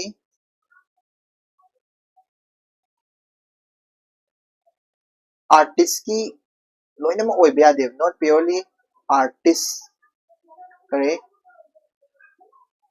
artistic personal है विदि artist की personal expression लोइनम ओइबे यादे personal expression को अदुगा कदोगे हर कांदा आदि art की से कदोगे हर कांदा consumer need है विदि केनो कोई सोशल नीड है विदि को सोशल नीड फंगंदबे यारोय कंज्यूमर तो खतंगी नत्तबदा हाइदि लेबा मियाम याना बसु ओइगदबनी सिनिको सोशल नीड्स ओइगदबनी यम को आई हायरके यम लाई में ये को कनो मना खुदा मन हायरसे आई से कला तो मी मने आई इसै सकपा मी मने खलसे इसै सकपा मी मने खलसे इसै सकपा मी से आई ने सही बे इसै से न कदोरे आई से कलाकार नि इसै सकपा मी मने को आई से इसै सकपा मी से ना वेस्टर्न नि को वेस्टर्न सॉन्ग नि वेस्टर्न सॉन्ग जाम सए को अदो वेस्टर्न संगीतन दोदा आई अदम एग्जांपल पिसलके को अदुगा हायरके वेस्टर्न संगीतन फिल्म दे येंगदि खंगनि को आई से वेस्टर्न सिंगर ने को वेस्टर्न सिंगर ने बेस गिटार तोरगा यामना सकपा इसै हाइबा मी मने आई से कनो आदि पाम मी मना नेग्ले को नेग्ले इसिना माना पाम सिना कइ मार काना मादि कनो तोयबा असा आई से इसै सकपा हाइबा मी मने ने आई से नेगा कनो यार काना नेले मी सिना दि आई से सोरात इसै सकपा पामे सोरात को सोरात इसै सकपा आइना सोरात की इसै सईने न तोइदो एक वेस्टर्न की थमना थम्बल तौरगा कोई वेस्टर्न संगीत दगे अब सईदना को अदुमाने सकपा याब्रा होय कंज्यूमर की नीड टू दी कदोय कंज्यूमर की नीड टू दी सोरात दा इसै सकपियो हाइबने सोरात दा इसै फजबा सकपियो सोरात सकपा इसै दो सकपियो हाइबने कंज्यूमर की नीड टू ने ꯑꯩꯅ ꯄꯥꯝꯕꯅ ꯀꯩꯅꯣ ꯑꯩꯗꯤ ꯋꯦꯁꯇꯔꯟꯁꯦ ꯄꯥꯝꯃꯦ ꯋꯦꯁꯇꯔꯟꯒꯤ ꯑꯥꯔꯠ ꯐꯣꯔꯝꯁꯦ ꯄꯥꯝꯃꯦꯕ ꯋꯦꯁꯇꯔꯟꯒꯤ ꯀꯂꯥꯁꯦ ꯄꯥꯝꯃꯦꯕ ꯑꯗꯨꯗꯨꯅ ꯋꯦꯁꯇꯔꯟꯒꯤ ꯀꯂꯥꯗꯣ ꯑꯩꯅ ꯁꯛꯆꯟꯕ ꯌꯥꯕ꯭ꯔꯕ ꯁꯣꯔꯥꯠꯇꯨꯗ ꯌꯥꯔꯣꯏꯕ ꯁꯣꯁꯥꯏꯇꯤꯗꯨꯒꯤ ꯅꯤꯠ ꯁꯣꯁꯤꯌꯦꯜ ꯅꯤꯠ ꯀꯟꯖꯨꯃꯔꯗꯨꯒꯤ ꯑꯄꯥꯝꯕꯗꯣ ꯄꯤꯗꯕ ꯌꯥꯔꯣꯏꯕ ꯑꯗꯨꯒꯤ ꯀꯟꯖꯨꯃꯔꯒꯤ ꯑꯄꯥꯝꯕꯗꯣ ꯈꯛꯇꯪ ꯇꯧꯋꯦ ꯍꯥꯏꯕꯁꯨ ꯑꯃꯨꯛ ꯌꯥꯔꯣꯏꯕ ꯑꯩꯒꯤ ꯀꯂꯥꯒꯤ ꯄꯣꯠꯁꯦ ꯀꯣ ꯑꯩꯒꯤ ꯀꯂꯥꯒꯤ ꯄꯣꯠꯁꯦ ꯀꯩ ꯍꯥꯏꯅꯤ ꯈꯔ ꯌꯥꯎꯗꯕ ꯌꯥꯔꯣꯏ ꯀꯂꯥꯀꯥꯔꯅꯤ ꯍꯥꯏꯔꯒ ꯀꯂꯥꯒꯤ ꯄꯣꯠ ꯑꯃꯐꯥꯎ ꯌꯥꯎꯗꯕꯤꯗ ꯀꯩꯅꯣꯒꯤ ꯄꯣꯠꯇꯣ ꯈꯛꯇꯪ ꯄꯤꯕꯁꯨ ꯑꯃꯨꯛꯁꯨ ꯌꯥꯕ ꯅꯠꯇꯦ ꯍꯥꯏꯕ ꯑꯗꯨꯗꯨꯅ ꯕꯦꯂꯦꯟꯁ ꯇꯧꯒꯗꯕꯅꯦꯕ ꯑꯅꯤꯁꯦ ꯕꯦꯂꯦꯟꯁꯁꯦ ꯀꯣ ꯍꯥꯏꯕꯗꯤ ꯑꯥꯔꯇꯤꯁꯇꯨꯒꯤ ꯑꯥꯔꯇꯤꯁꯇꯤꯛ ꯑꯣꯏꯕ ꯋꯥꯈꯜꯂꯣꯟꯗꯨꯁꯨ ꯑꯗꯨꯒ ꯀꯟꯖꯨꯃꯔꯗꯨꯒꯤ ꯍꯥꯏꯕꯗꯤ ꯑꯥꯔꯇꯤꯁ ꯑꯩꯕꯨ ꯅꯦꯛꯄꯤꯔꯤꯕ ꯃꯤ ꯀꯣ ꯁꯣꯁꯥꯏꯇꯤꯗꯨꯒꯤ ꯑꯄꯥꯝꯕꯗꯨꯁꯨ ꯑꯅꯤꯃꯛꯇꯣ ꯑꯗꯨꯗꯨꯗ ꯀꯔꯝꯕꯅ ꯍꯦꯟꯕꯅ ꯐꯅꯤ ꯀꯔꯝꯕꯅ ꯇꯥꯕꯅ ꯐꯅꯤ ꯕꯦꯂꯦꯟꯁꯤꯡ ꯇꯧꯔꯒ ꯑꯥꯔꯠ ꯍꯥꯏꯕꯁꯦ ꯄꯨꯊꯣꯔꯛꯀꯗꯕꯅꯤ ꯁꯤꯅꯤꯗ ꯃꯤꯅꯤꯡꯁꯦ ꯒ꯭ꯌꯥꯟ ꯇꯥꯔꯦꯀꯣ ꯀꯣ ꯑꯗꯨꯗꯨꯅ ꯃꯁꯤꯒꯤ ꯍꯥꯏꯔꯤꯕ ꯃꯁꯤꯒꯤ ꯐꯣꯔꯝꯁꯦ ꯃꯁꯨꯃꯥꯏꯅ ꯇꯧꯕꯁꯦ ꯃꯁꯨꯃꯥꯏꯅ ꯇꯧꯕ ꯔꯤꯂꯦꯁꯟꯁꯤꯞ ꯂꯩꯔꯤꯕ ꯀꯃꯥꯏꯅ ꯇꯧꯕ ꯔꯤꯂꯦꯁꯟꯁꯤꯞ ꯀꯂꯥꯀꯥꯔꯒ ꯁꯣꯁꯥꯏꯇꯤꯒꯒꯤ ꯃꯔꯛꯇ ꯉꯁꯥꯏꯒꯤ ꯕꯦꯂꯦꯟꯁꯤꯡ ꯇꯧꯅꯕꯒꯤ ꯑꯃ ꯔꯤꯂꯦꯁꯟꯁꯤꯞ ꯑꯃ ꯂꯩꯔꯤꯁꯦ ꯃꯁꯤ ꯁꯨꯃꯥꯏꯅ ꯇꯧꯕ ꯔꯤꯂꯦꯁꯟꯁꯤꯞ ꯂꯩꯔꯤꯁꯦ ꯑꯩꯈꯣꯏꯒꯤ ꯑꯇꯣꯞꯄ ꯁꯤꯟꯐꯝꯗꯗꯤ ꯐꯪꯗꯦꯕ ꯑꯇꯣꯞꯄ ꯁꯤꯟꯐꯝꯗꯗꯤ ꯈꯨꯗꯝ ꯑꯣꯏꯅ ꯑꯦꯛꯖꯥꯝꯄꯜ ꯑꯃ ꯃꯥꯅ ꯄꯤꯕ ꯑꯇꯣꯞꯄ ꯁꯤꯟꯐꯝ ꯑꯥꯔꯠ ꯅꯠꯇꯕ ꯑꯦꯛꯖꯥꯝꯄꯜ ꯑꯃ ꯄꯤꯌꯦ ꯃꯥꯅ ꯆꯤꯁꯦꯜ ꯍꯥꯏꯅ ꯑꯃ ꯂꯩꯕꯗꯣ ꯈꯪꯉꯤꯗꯅꯀꯣ ꯃꯌꯥꯝ ꯆꯤꯁꯦꯜ ꯑꯦꯛꯖꯥꯝꯄꯜꯗꯀꯣ ꯆꯤꯁꯦꯜ ꯃꯦꯀꯤꯡ ꯍꯥꯏꯗꯤ ꯑꯩꯈꯣꯏꯒꯤ ꯀꯩ ꯍꯥꯏꯅꯤ ꯆꯤꯁꯦꯜ ꯍꯥꯏꯁꯦ ꯑꯩꯈꯣꯏꯒꯤ ꯁꯨꯃꯥꯏꯅ ꯇꯧꯕ ꯑꯃ ꯁꯨꯃꯥꯏꯅ ꯇꯧꯔꯒ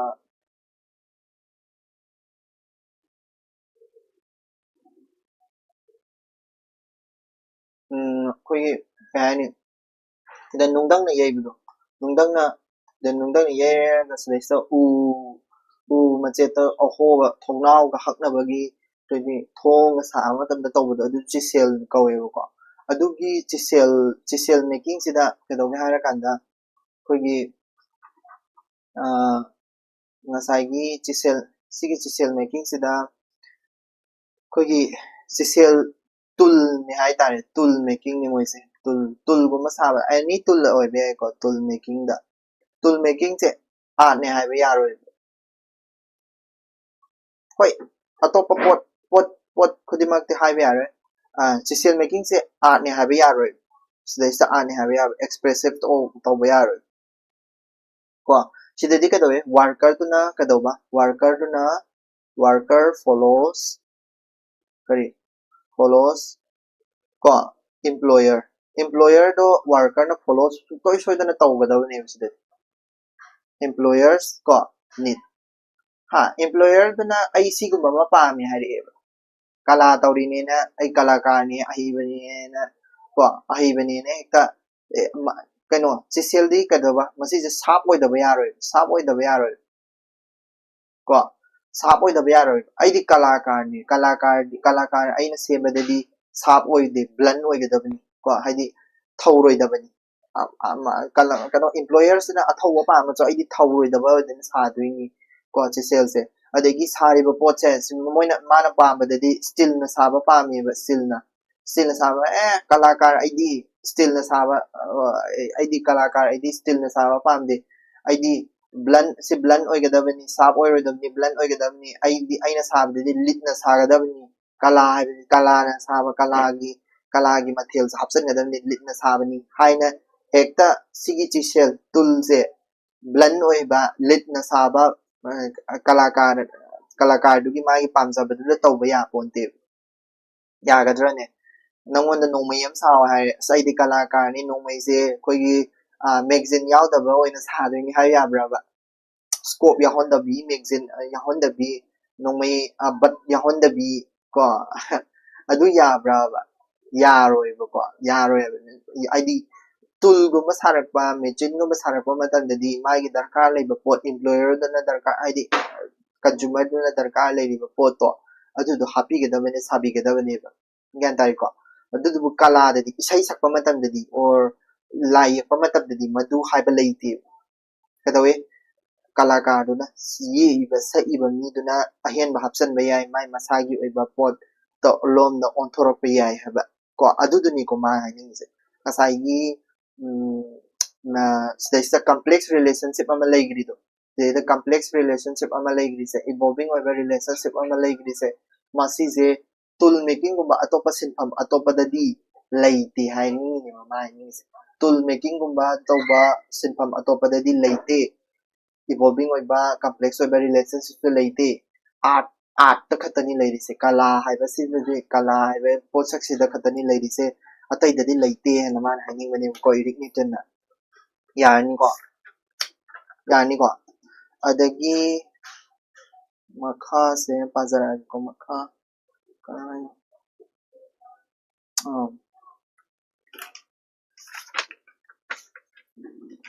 sigi last ki paragraph ani se pathoraga ai explain toraga si se masigi dilo solese ko aduga last ki paragraph ani se pazara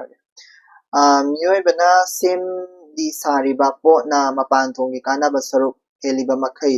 kalakara amasung mahaki kalagi thabak piriba mi ani asigi marakta mapung phana yananabagi khudong sabasi leiba heli mapan thongi kana ba aibasi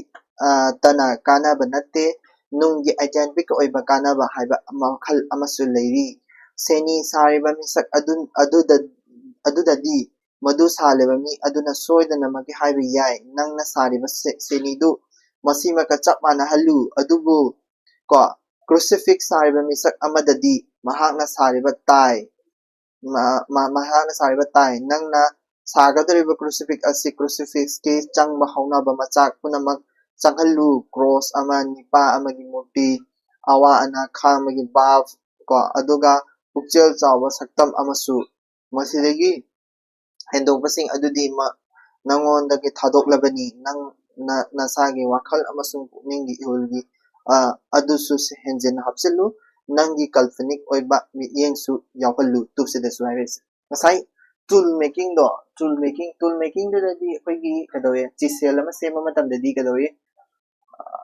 sharp oigadabane ko blunt oiba yade ko still na sagadabane lit oiba yade still na sagadabane calling karaktanaba ko worker na employer ki darkar leba poto adum follow tawgadabane kala adum leite ista ko adubu karigumba crucifix hadi koigi cross ama sida taraga koigi christian gi ama leibdo koigi ai yepado haitre ko koigi gana mana moigi christian ma leibdo sorry ko ai yepa haitre adu do koigi kaini awaba sakpam ama utkadabane ko awaba se ai yepa haitre ko ni mo kano fatana mo khalani adi crucifix se yekpa matamda ko crucifix se yekpa matamda akoigi kadoga harakanda crucifix ko crucifix se yekpa matamda akoina darkar lerise kaino cross ama budi darkar lere ko cross ama darkar lere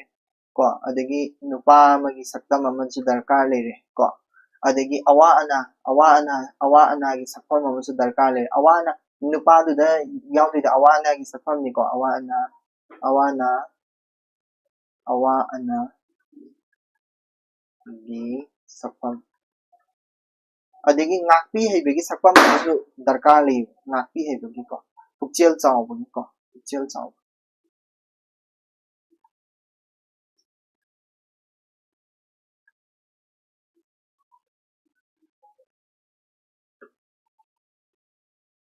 ko adudaida kadawi crucifix se sama tamsida sigi potsimadi chumnagi darkar leibidune sigi potsimadi shuru shoina yawdaba yadre ko plus kadoga harakanda sariba midugi magi kadoba sariba magi ko haidi koigi kalakar sariba midugi ko kalakargi koigi vision magi mityeng ko emotion ko sariba midugi emotion ko adagi individuality magi kay haini tonganba magi kay haini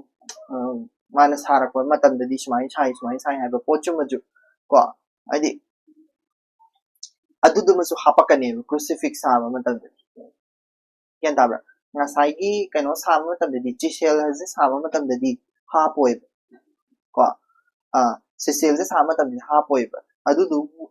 adudubu akoina crucifix sama matamdadi hapakane hapakani cross ase sama tamdadi hapakani kogi ngasai Christianity gi cross sama tamdadi emotion hapakani vision emotion individuality hapakani maduduna social kind personal expression khara su pi duini I believe cross to gi oiba meaning tongan ba su pi duini du kalakar du gi oiba meaning tongan ba su express torok duini wa aduduna kari aduduna masisina haining man haining is kaino hara kanda koigi artist tuga ko artist tuga agreement haitare agreement between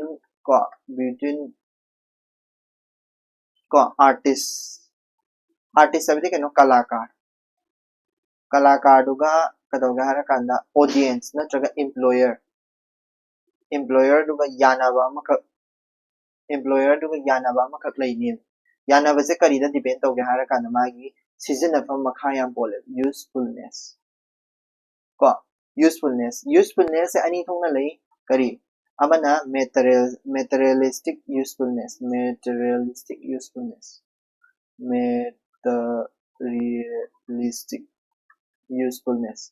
amana material dugi kana ba haitare ko aduduga materialistic usefulness aduna kadone spiritually kana ba haitare ko usefulness ko karigumba materialistic usefulness ting asagi chisel sabdune chisel making dune kedawe kalakara maduna materialistic beauty oitara gadi kala boxing drive materialistic usefulness katang oitara gadi kala sing drive materialistic usefulness plus spiritual usefulness yaur like masagi crucifix sabdu masagi cross sabdu the masagi kanogi su yaholin emotional part amasu yaholin na ko moral part amasu emotional ko moral adagi spiritual part amasu yaholin na ko adugumba pot su materialistic adugumba pot to adu yaurok taragadi kadogi hara kanda adi yawba yagadra yaroidra habdo madudo kano agreement amai adi yana duini materialistic katang oigedra natraga both materialistic spiritual su oigedoira materialistic spiritual animal oigedira habise kalakar duga employer duga yana duini adugi matungina koigi kalagi pot se same duini social making dadi kalagi pot se yahoi hapchan beyadre kalakar duga pot hapchan beyadre crucifix dadi kalagi pot masagi pot vision emotion kari kara adum hapchan beyad aduni to pot to gi matung ile ko ngasai sai ba pot to kalagi pot oitara gadi ngasai gi kahaini masagi individual oiba emotional individuality adum ma'am hapakadoini gyan tare ko aduga last paragraph ko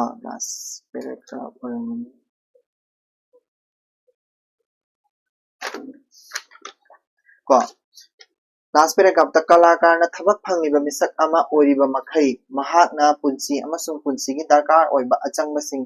asiga leinaba mari adu manghandana masana mana ijat adudi thadokhiba tawdana yanaba ama purakpa tai masi pangthokpa ngamba haibase afaba wani maramdi asiguma mawongi yanaba asidi hena hanthaba makhalgi potsakta lam thaduna ko pithokpa natte sakti anigi marakta athoi ahen chang tanaduna khudongthiba khal onbani thabak asidi kalakar su seni saba misak kumna mapu amagi thabak tawribani ko pelestri nana pop ki makhada thabak tawkhi Shakespeare na during company gi amagi damakta lila ikhi adubu matau asunna mapu amagi sebada leiringeda mapu aduna mangondagi asa tawrudraba karigumba khara mahakna mapu aduda piri ko Rembrandt na night watch ko haibasi yekpada kanagumba captain bedingcourt amadi mahaka loinaba sadanba kangbu amagi masak adu maangna sasinaduna yekhi club adugi mising adudagi school gi hockey team amagi apunba photograph manba ayekpa amanasu adum पेलहनबा मयारबनी अदुबु रेमब्रांडना captain अदुगा मागी मरुपसिंग अदुगी सक्तमगा मानबा वाफमगा मरी सुक्लै लेनदना वाफम कया महाकना अयकपा अदुदा पुसिलखी मंगालना अमंबगी मफमदा कमदौना तारकपा मंगाल असेना ममा मफम अमदगी पाना ताबा अमदगी कुंगना तारंबा वाफमसिंग असिगी मरमदा महाकना हाइनिंगथी फोंदोकनिंगथी असुम तौबसिदा महाकना ये कदौरिबा लाइ अदुगी पांडम अदुदी महाके वाखंदगी मांगबा हौख्रे रोम बेंटिकोक अमसुंग मागी मरुपसिंग अदु को कियारुस्क्यूरो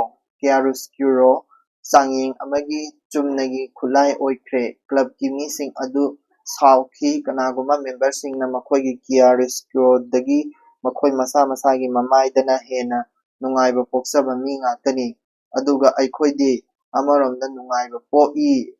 13 सुबा शताब्दी दा लेरंबा सदानबगी क्लब की मरमदा अखोइगी खंगिंगबसु लेरक्त्रे अदुबु मियोबिगी हक्चांगी मंगालदा यरपा मरमदा रेम ब्राउन ना थाइरंबा वाफमसिंग असिदी खृष्टकुम लिसिंग अमगा चट्रुक निफुनि थोइदा नहोंना नुंगाइनरंबगुम ngasisu adum नहोंना नुंगाइरी असुमना वाफम अमसु चई खरगी ममांगदा व्हाइट हॉल दा थमकिबा सर दोगला हाइट्स की मूर्ति की मतंगदसु थोखी मखल असिगी समालोचना असि माइकल एंजेलो दसु महाकना साबा लोरेंजो अमसुंग गिउलियानो दी मेडिसी की मतंगदा थोखिबदा महाकना चई लिसिंग अमगी मनुंगदा महाकना सारिबा मेडिसी अदि असि चपचाबा करी मानबगे हाबसी कनामतनसु खंबा ngamloi haina khumki adusu mutising asi saw haikiba pop climate satare subadi sing khangki nipa ani khakki asaba muti pangkibani aduga mangonda pirakliba taibang miyobigi oiba khudam ani khakni Michael Angelo na ani asigi marakta Neinariba yanaba asi purakpada yaninkide mahangni yaninkidabasina aikoi nungai adubu mangonda thaba asi pangthoknaba takliba adu madudi masida penkibadi natte ko example ani su phizina piri ai explain tawjarage ko peraga aroibagi se ko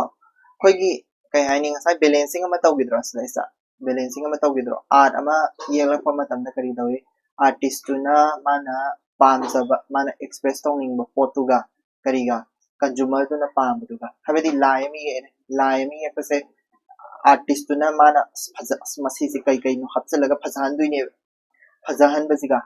ko masigi laido bu yekpi on hairiba mi am dilerangani na ko consumer pamiba miduna miduna hai ainu jigi semjan sadema mayam am yekhiba mayam do madudo pangudra pamoidra habidugi maramdani haidi arto kadawi balancing tawdoine miduna pambadusu kadagi artist tuna mana hapningbadusu ko adu ani do balancing tawnadoine adugi balancing force tuni ko manis da haise balancing force se ai harake concept sta makhade isarake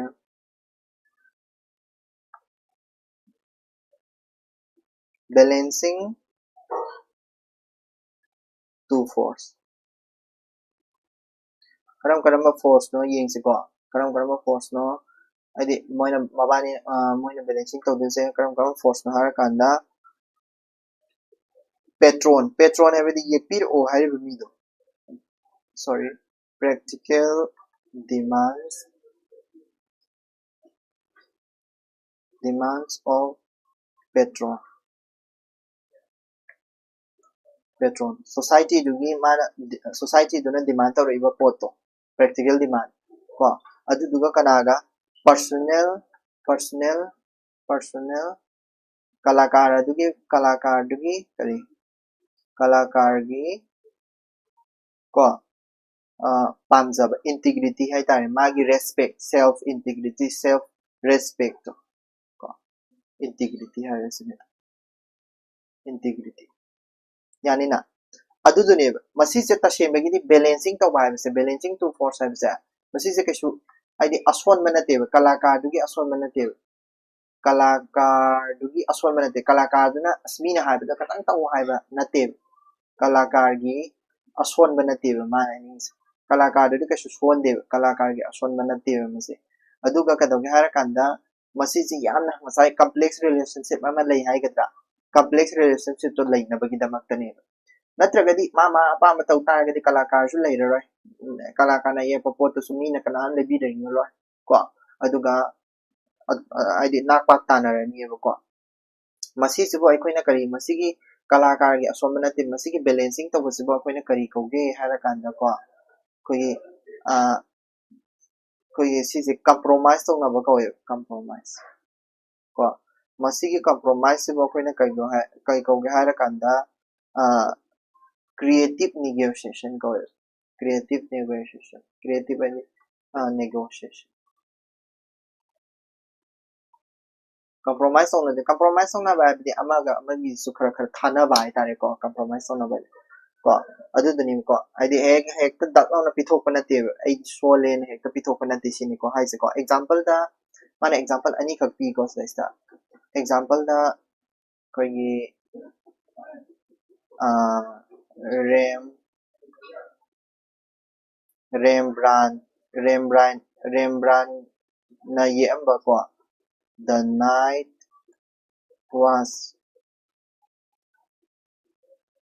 was and mani ye mani ko 1942 da ko adu duga the night was se bagidi si se portrait am khane portrait ne bu ko si ni ko portrait se the night was se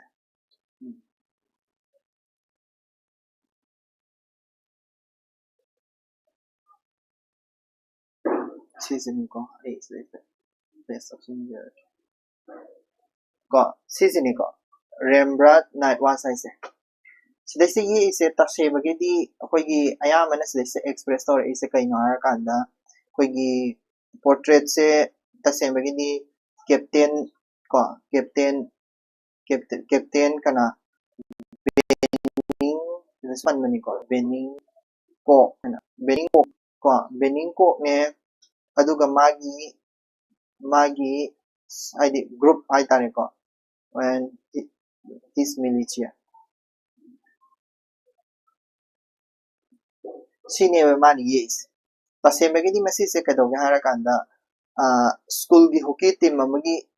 group ama when ye asu ai ka sukai de adubu mana se da pi de details ye ko light se sai daga ngahendra adegi sai daga light ngalantra adi light ngan bagi chance light se sumaina amam badana kamain tawi yo kidai yi mi jing se ngasai gi captain bening ko ki magi mi do nga tane tawadabu kidai yi se yo sa gi tana sai dana light se sai daga ngalandana ka tawdro sai dana light se ngalandana ka tawdro light se adegi amam sai daga kana tawdro ada music ji phajana ide light mambo yare na sai da mambo yare tashi megidi moi mi group to live protect no ye ka da ne haidi photo ma da gi mai gi kano se noi gi mi group se ye ka da ne mi group to budi mi group to ne ba ma ne ye is but ta wada bu ka da ga hara kan da lighting da oina light ngan thong ngan chin taw bada light digi darkness ko adegi shadow ka main ta han ba kholan ba adu do oina details loi pi bane mana pi details mana se pi di details se light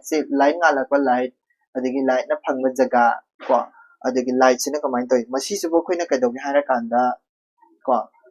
masi se bo khoina maming se kai do ga hara kan da masi sa ta iba details se ki maming light pa da se ta iba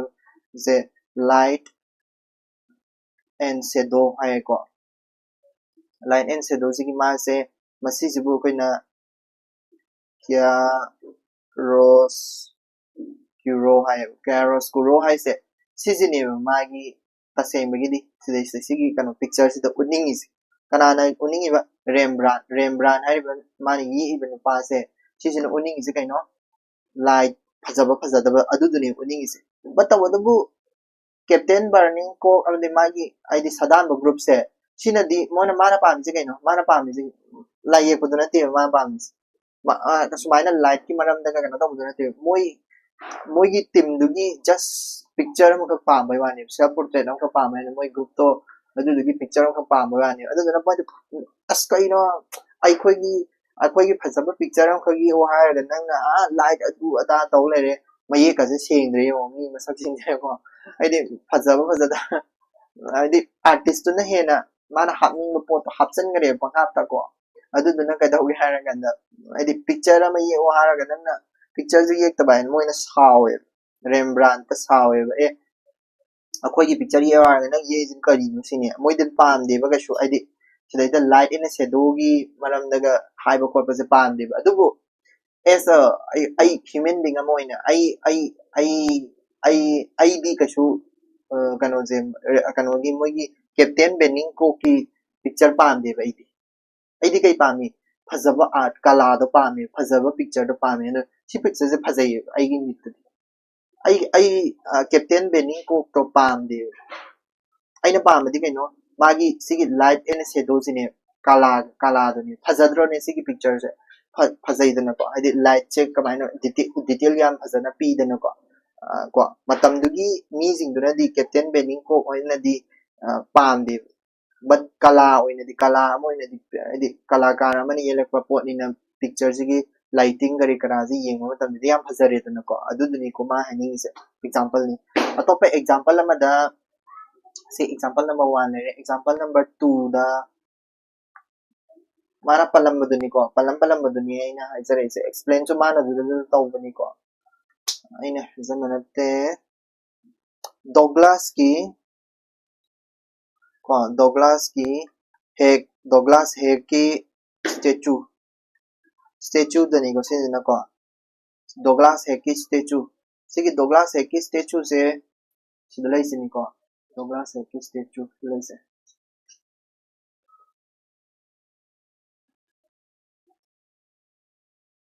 ꯁꯤꯁꯨ ꯍꯧꯖꯤꯛꯀꯤ ꯑꯗꯨꯃꯥꯏꯅ ꯇꯧꯋꯦꯕ ꯌꯦꯛꯑꯣ ꯍꯥꯏꯕꯗꯅ ꯗꯣꯒ꯭ꯂꯥꯁ ꯍꯦꯛꯀꯤ ꯁ꯭ꯇꯦꯆꯨꯁꯦ ꯌꯦꯛꯑꯣ ꯍꯥꯏꯌꯦꯕ ꯑꯗꯨꯗꯨꯒ ꯇꯧꯔꯛꯏꯕ ꯍꯥꯏꯗꯤ ꯃꯥꯅ ꯌꯦꯛꯏꯕ ꯃꯑꯣꯡ ꯃꯇꯧꯁꯦ ꯗꯣꯒ꯭ꯂꯥꯁ ꯍꯦꯛꯁꯦ ꯃꯥꯟꯗ꯭ꯔꯦꯕ ꯀꯣ ꯑꯥꯔꯇꯤꯁꯇꯤꯛ ꯑꯣꯏꯕ ꯃꯑꯣꯡꯗꯤ ꯌꯥꯝ ꯐꯖꯍꯜꯂꯦꯕ ꯑꯗꯨꯗꯨꯅ ꯍꯥꯏꯗꯤ ꯗꯣꯒ꯭ꯂꯥꯁ ꯍꯦꯛꯅ ꯄꯥꯝꯈꯤꯗꯦꯕ ꯃꯇꯝꯗꯨꯗ ꯍꯥꯏꯗꯤ ꯗꯣꯒ꯭ꯂꯥꯁ ꯍꯦꯛꯀꯤ ꯃꯑꯣꯡ ꯃꯥꯟꯗꯕꯅꯤꯅꯀꯣ ꯆꯞ ꯃꯥꯟꯅꯩ ꯀꯩꯅꯣꯗꯁꯨ ꯑꯩꯈꯣꯏꯒꯤ ꯀꯔꯤ ꯃꯤꯆꯦꯂꯦꯡꯒꯂꯣ ꯀꯣ ꯃꯤꯆꯦꯂꯦꯡꯒꯂꯣꯅ ꯌꯦꯛꯄ ꯀꯣ 2 ꯂꯩꯔꯦ 3ꯗ ꯃꯤꯆꯦꯂꯦꯡꯒꯂꯣꯅ ꯌꯦꯛꯄ ꯁ꯭ꯇꯦꯆꯨ ꯑꯅꯤꯈꯛ ꯂꯩꯀꯣ ꯃꯤꯆꯦꯂꯦꯡꯖꯦꯂꯣ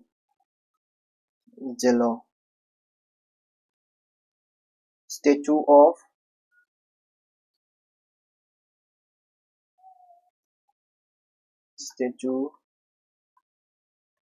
of Lorio and Medici Giuliano di Medici ꯁꯤ ꯃꯩꯇꯩ ꯃꯌꯦꯛꯇ ꯅꯠꯇ꯭ꯔꯒ ꯅꯣꯏ ꯕꯦꯡꯒꯂꯤꯗ ꯏꯗꯣꯏꯅꯤꯀꯣ ꯑꯗꯨꯝ ꯏꯕꯗ ꯌꯥꯎꯕꯅꯤ ꯕꯠ ꯇꯧꯒꯗꯕ ꯅꯪ ꯁꯥꯒꯠꯄ ꯈꯔ ꯇꯝꯃꯨꯀꯣ ꯕꯅꯥꯟ ꯀꯔꯤ ꯀꯥꯒꯗ ꯁꯥꯒꯠꯄ ꯈꯔ ꯇꯝꯃꯨ ꯍꯥꯏꯗꯤ ꯏꯪꯂꯤꯁꯇ ꯑꯩꯅ ꯏꯔꯤꯁꯦ ꯏꯪꯂꯤꯁꯇ ꯁꯤꯁꯦ ꯃꯅꯤꯄꯨꯔꯤ ꯕꯦꯡꯒꯂꯤꯗ ꯅꯠꯇ꯭ꯔꯒ ꯃꯩꯇꯩ ꯃꯌꯦꯛꯇ ꯂꯣꯏ ꯏꯔꯛꯇꯣꯏꯅꯦꯕ ꯑꯗꯨꯗꯨꯅ ꯃꯤꯆꯦꯂꯦꯡꯒꯂꯣ ꯄꯥꯕꯒꯤ ꯃꯑꯣꯡꯗꯨꯗ ꯑꯗꯨꯝ ꯁꯥꯒꯠꯂꯒ ꯏꯒꯣꯕ ꯈꯪꯕ꯭ꯔꯥ ꯍꯥꯏꯗꯤ ꯍꯌꯦꯡ ꯁꯤꯁꯦ ꯑꯦꯛꯖꯦꯛ ꯑꯦꯛꯖꯥꯝꯄꯜ ꯑꯣꯏꯅ ꯑꯟꯁꯥꯔꯗ ꯄꯤꯕꯗ ꯁꯤꯖꯤꯟꯅꯕ ꯌꯥꯅꯕꯒꯤꯗꯃꯛꯇꯀꯣ ꯑꯁꯦꯡꯕꯒꯤꯗꯤ ꯃꯤꯆꯦꯂꯦꯡꯒꯂꯣꯅ ꯍꯥꯏꯁꯦ ꯂꯣꯔꯤꯌꯣ ꯑꯃꯁꯨꯡ ꯀꯩꯅꯣꯁꯦ ꯃꯤꯆꯦꯂꯦꯡꯒꯂꯣꯅ ꯁꯤꯒꯤ ꯁ꯭ꯇꯦꯆꯨꯁꯦ ꯌꯦꯛꯄꯅꯦꯕꯀꯣ ꯑꯩ ꯁ꯭ꯇꯦꯆꯨ ꯑꯅꯤꯗꯣ ꯁꯤꯗꯩꯗ ꯄꯨꯊꯔꯛꯀꯦ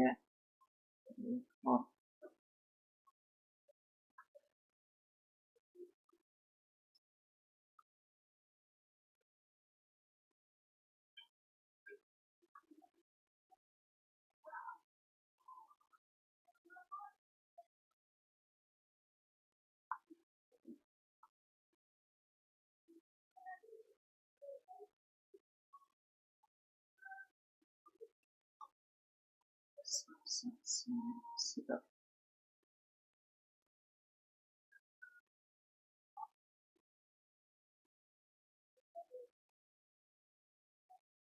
ko sise amana statue anise amana lorio amana medici ko sisina lorio ni ko sisina lorio ni sina lorio ni sina medici ni ko asigi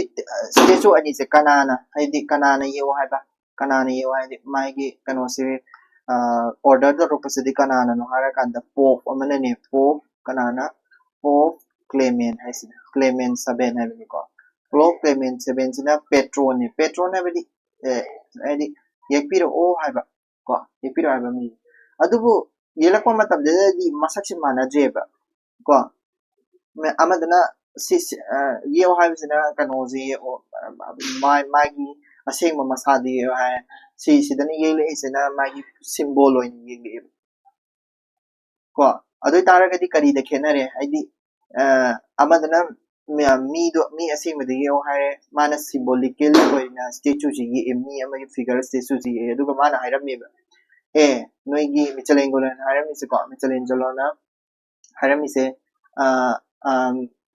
sigi statue ani se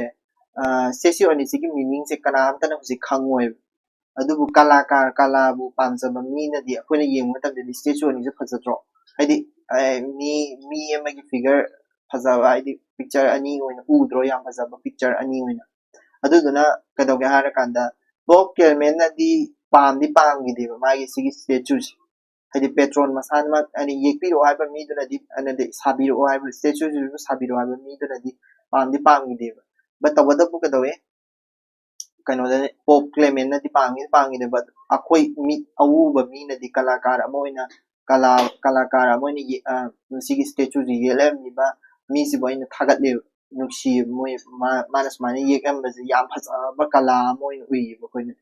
aduni ko haidi ke haini sigi example ahum se mana pirami karino balancing tawbado haidi Rembrandt hoy adagi Michelangelo hoy Douglas high statue charamba Michelangelo hoy moi myam sigi moina balancing tawbai mong do aduduni ko example oina pirami se moi ahum se so sida loire mathang hayeng duna mo sigi makha tabado sayeng di dum lo shandeni ko duga question sa sa nei ni do sigi example sigi paraduma pura pabaga samanare ko sise aduduna si dum paraga dum yani na idin dum khalle aduga yam question jo hangbudi na te aduduna hayeng danga toraga kano lando no mamaga toraga class ani kak toraga dum o kano se wari to lui biare ko mathang dagi di kano ai kano torani epic tawse na mayan hai epic ta torani ado epic to ai kano tawni kan ni humni da dum no shani no kang chabada do ai paroi ko pathoi just ai na explanation oina tawni ko ai question answer oina nei na se ko ai wari do hai pe pathoga wari da hai pe ai summary do hai pe liraga mayan ta ko aduga question answer nei na se aduga dum yani epic kumbadi sai sana kita pabiro ko aduga na tawse asigi di sidalo shalase question hangin me yaw su habiro adum comment ko ai adum question do ai adum pa computer ke yaw chabo male ado comment section da dum habiro o makha ta bai kano da kano tawzara ke sa pizara ke ko asigi di sidalo shalase thank you so much